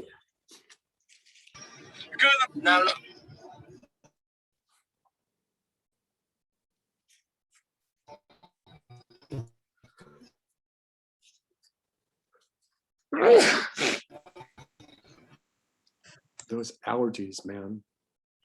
Oh, That's we okay. hope you recover from your allergy. Wow.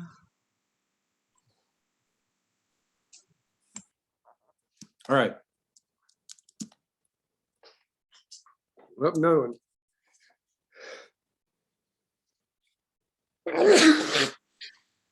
We'll see. Oh, thanks. All right. This is all extremely important here because remember that when I do my little my little key that I'm drawing right here for the 180-degree rule, and I've got 3 different cameras, I'm establishing the line of action or the 180-degree rule for my environment. And I know what my environment looks like because I drew it out.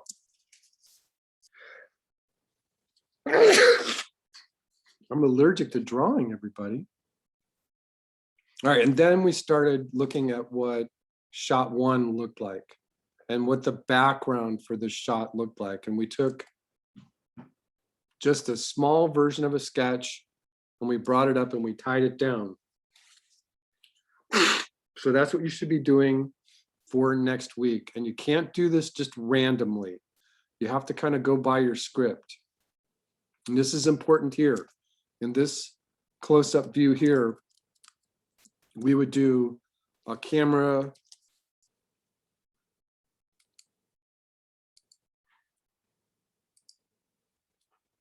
I would do a camera here like we've got it. The camera, the view that I just drew for you is that camera. And then I would draw this camera. This is camera 3. Definitely, and this might be our main camera. We might use this shot for Bob coming around and chasing the raccoon. This might just, we could use most of our storyboard for just that camera.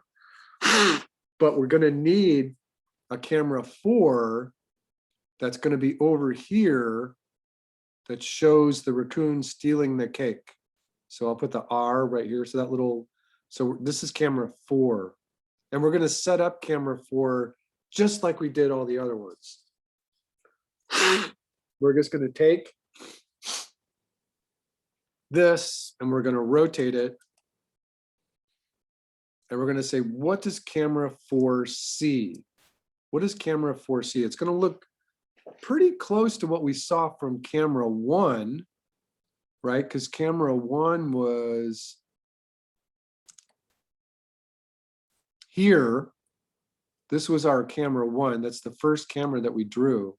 It's going to be similar to that, but it's going to be a little bit closer to this counter. It's going to be showing the raccoon coming up and this is an R, coming up and taking that cake. So when we draw that one, we set it up just the same way. We're going to set up the wall of the room. We're going to set up the 1-point perspective. We're going to set up this countertop. And remember, the camera is to the left of the countertop. So the countertop is going to be just about right here. And the cake is going to be right here. And the raccoon is now going to be right here. We need to draw that raccoon in there so we can kind of see what he's doing, line of action. He's got his little paws up. He's got his feet. He's going to grab the cake like that. All right. So this, and remember, this is just our first sketch of that camera. So we're going to need the countertop. And in this view, over here was the refrigerator with the stuff on top. Got to keep consistent, make everything that was in another shot. You want to keep the screen direction. All right, so then there's the window. This was the door to the other room. Bob was standing right here, so this is the stovetop. This is the oven and the little cabinet doors. There's our curtains again.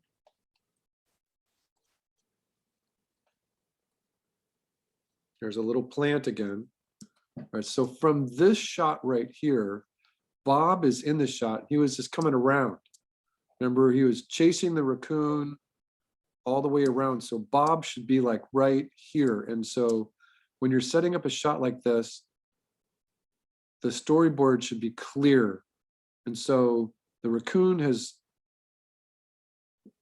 come over in this direction and stopped, and he's faster than Bob. So putting Bob right here is good.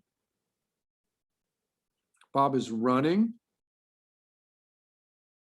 And he's got one hand for balance, one leg, the other leg is like this, running, and this hand has the broom in it.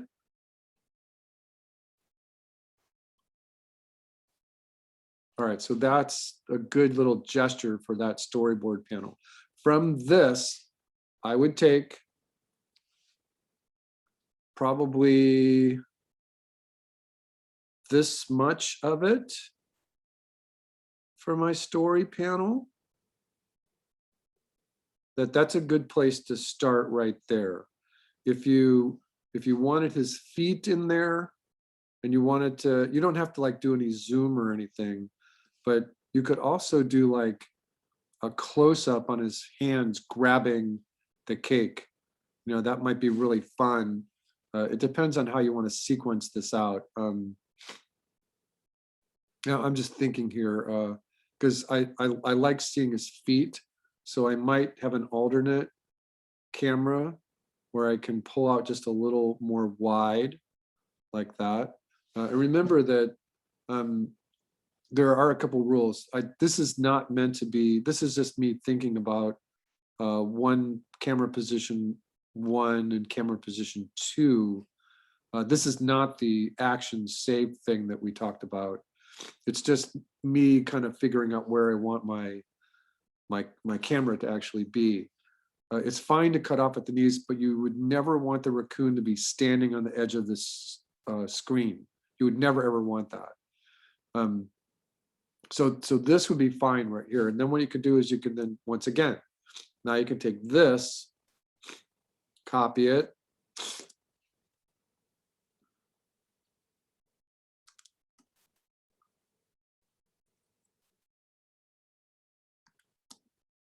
paste it, and it's probably up here somewhere. Where did it go?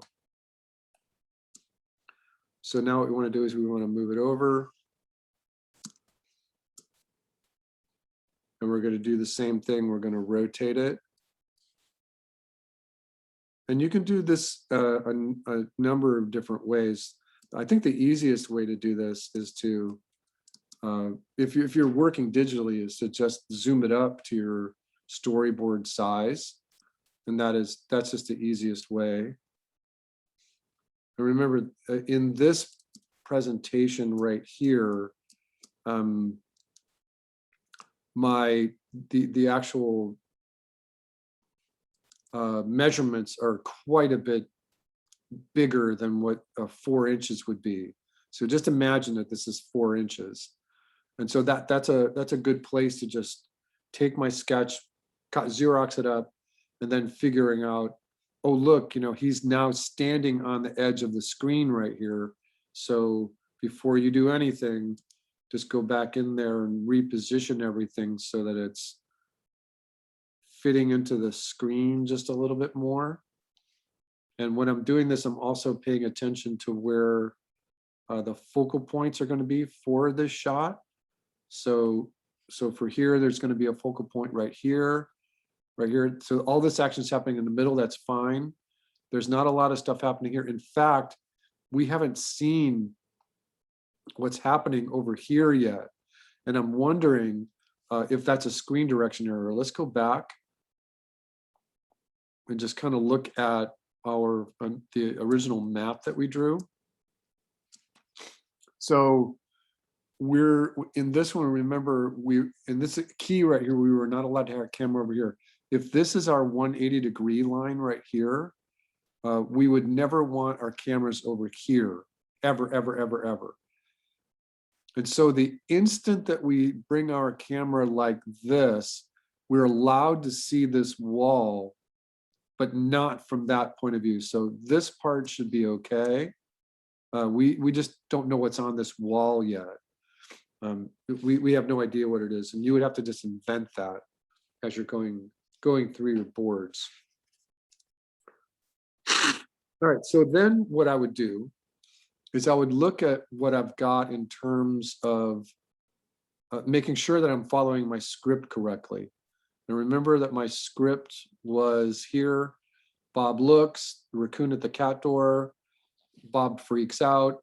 He grabs a broom. He chases the raccoon around the kitchen, around the counter, around the living room. So that was a little different. So in our script, he actually goes into the living room. So you'd have to determine that like right now as you're starting to do your thumbnails. And then back into the bathroom, it's like, uh-oh. So both of these things are, worrisome because that means some extra story drawing. But we do have extra panels that we need to work on. So maybe these are okay. I put check marks right there. Then he runs into the kitchen, the raccoon grabs the cake and runs out the cat door with it. All right, so this is all of our setup. This is all of our setup. What you do now is that you take each one of these things and bring it into the storyboard world. And so you decide, this is my establishing shot. You do want to be outside, you want to see the neighborhood. This is establishing shot number 1. And if you're doing it on paper and pencil, you would just, this is your main shot. You draw this as your whole background. You draw this big tree right here.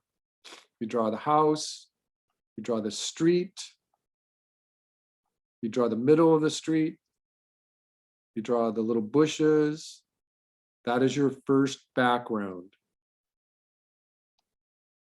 And from that background, you're pushing in. From this background, you pushed in from position A to position B to position C, all the way to the window to see Bob.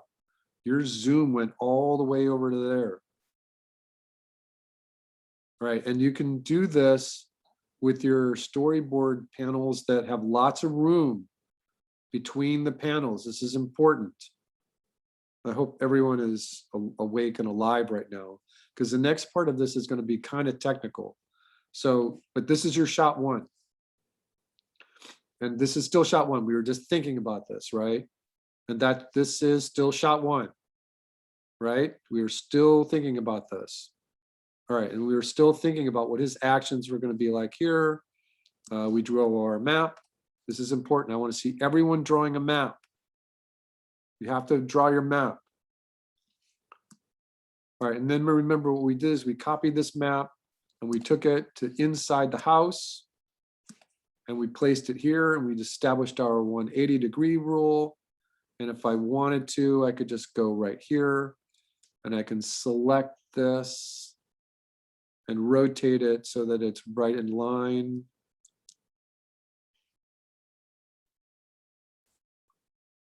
With what the camera sees.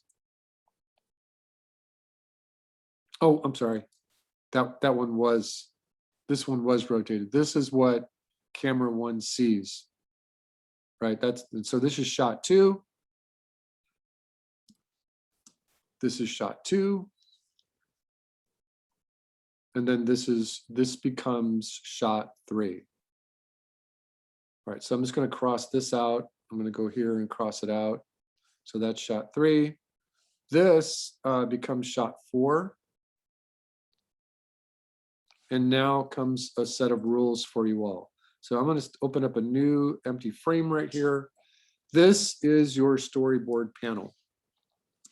All right, and I'm just going to do a quick little demo for you here. And I'm going to say that this is my story panel. Yeah, I'm going to turn that off. All right, and then what I'm going to do is I'm going to copy this and paste it. And I'm going to move it over here. And I want lots of room between my story panels. All right, and so here's what I'm looking for.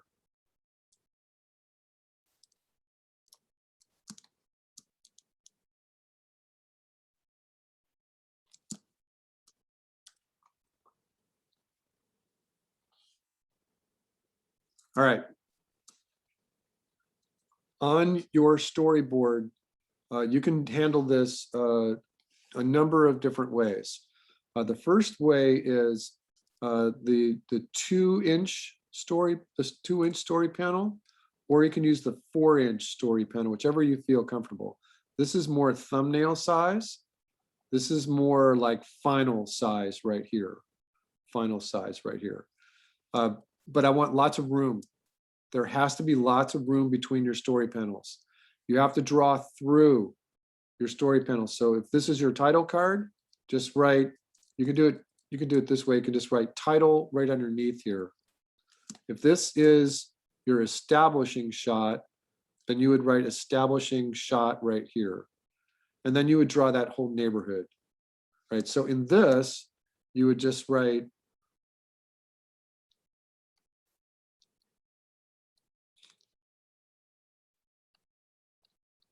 Bob's Cake Day.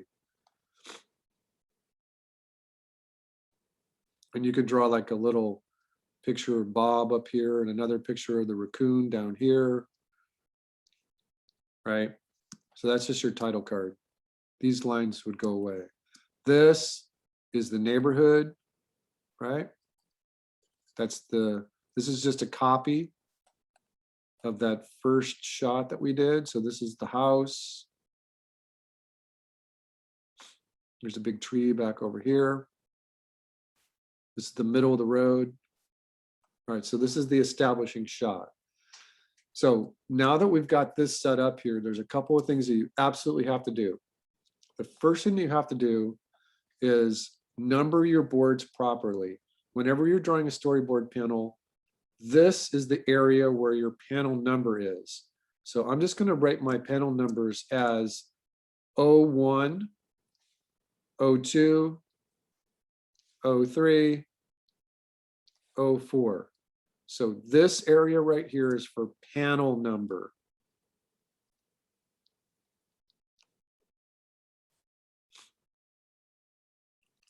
This is shot number. So over here, I'm just going to write SH_1.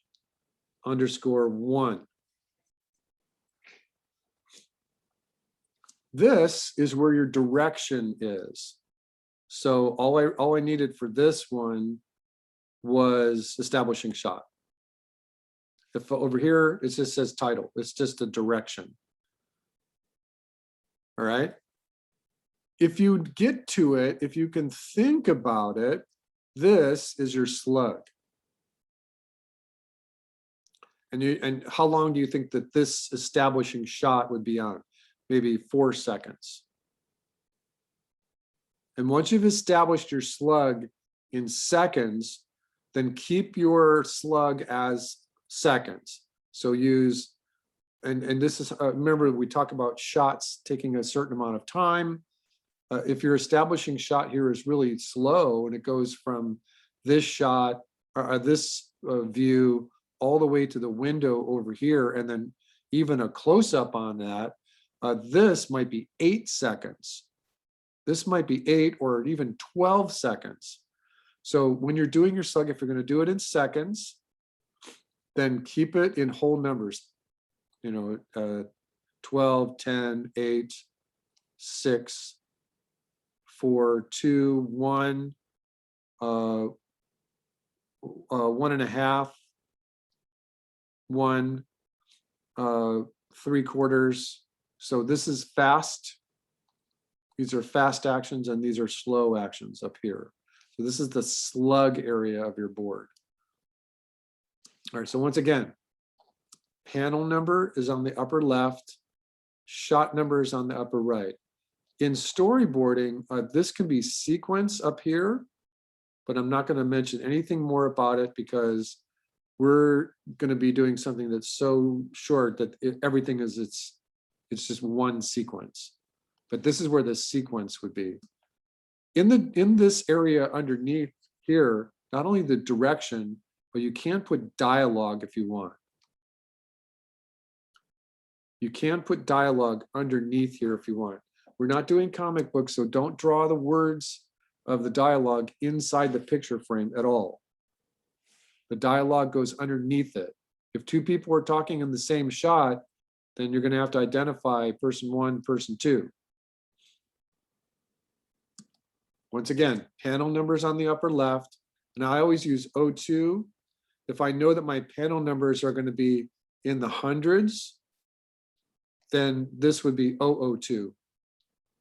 But you're not going to have anything more than 20 or 30 panels, so 02 would be fine. The title card is panel 1. This is no shot. This is not a shot. This is shot 1. This is the title card. Once your animation starts, shot 1 starts. sh_01. Lots of room. There has to be lots of room between your story panels. You should be drawing through your story panels. If you're going to do a pan like this, and you're going to say this is position A and this is position B, then what you need to do is erase this line and this line, at least most of it, and that's your position A to position B.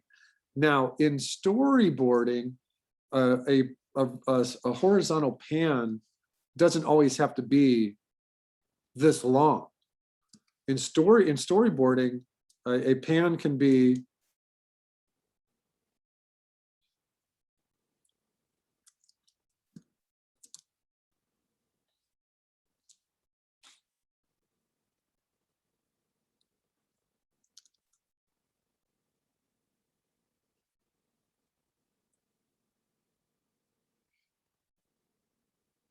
just like this.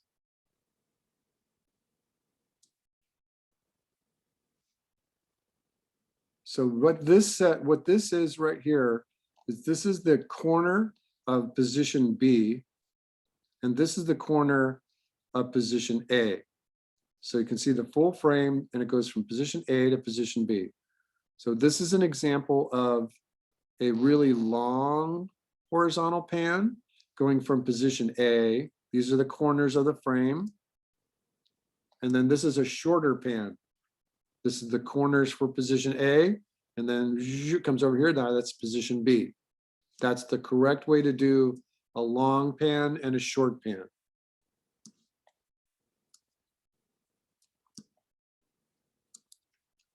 All right, so this is the most important thing, is ordering your shots. All right, everybody okay?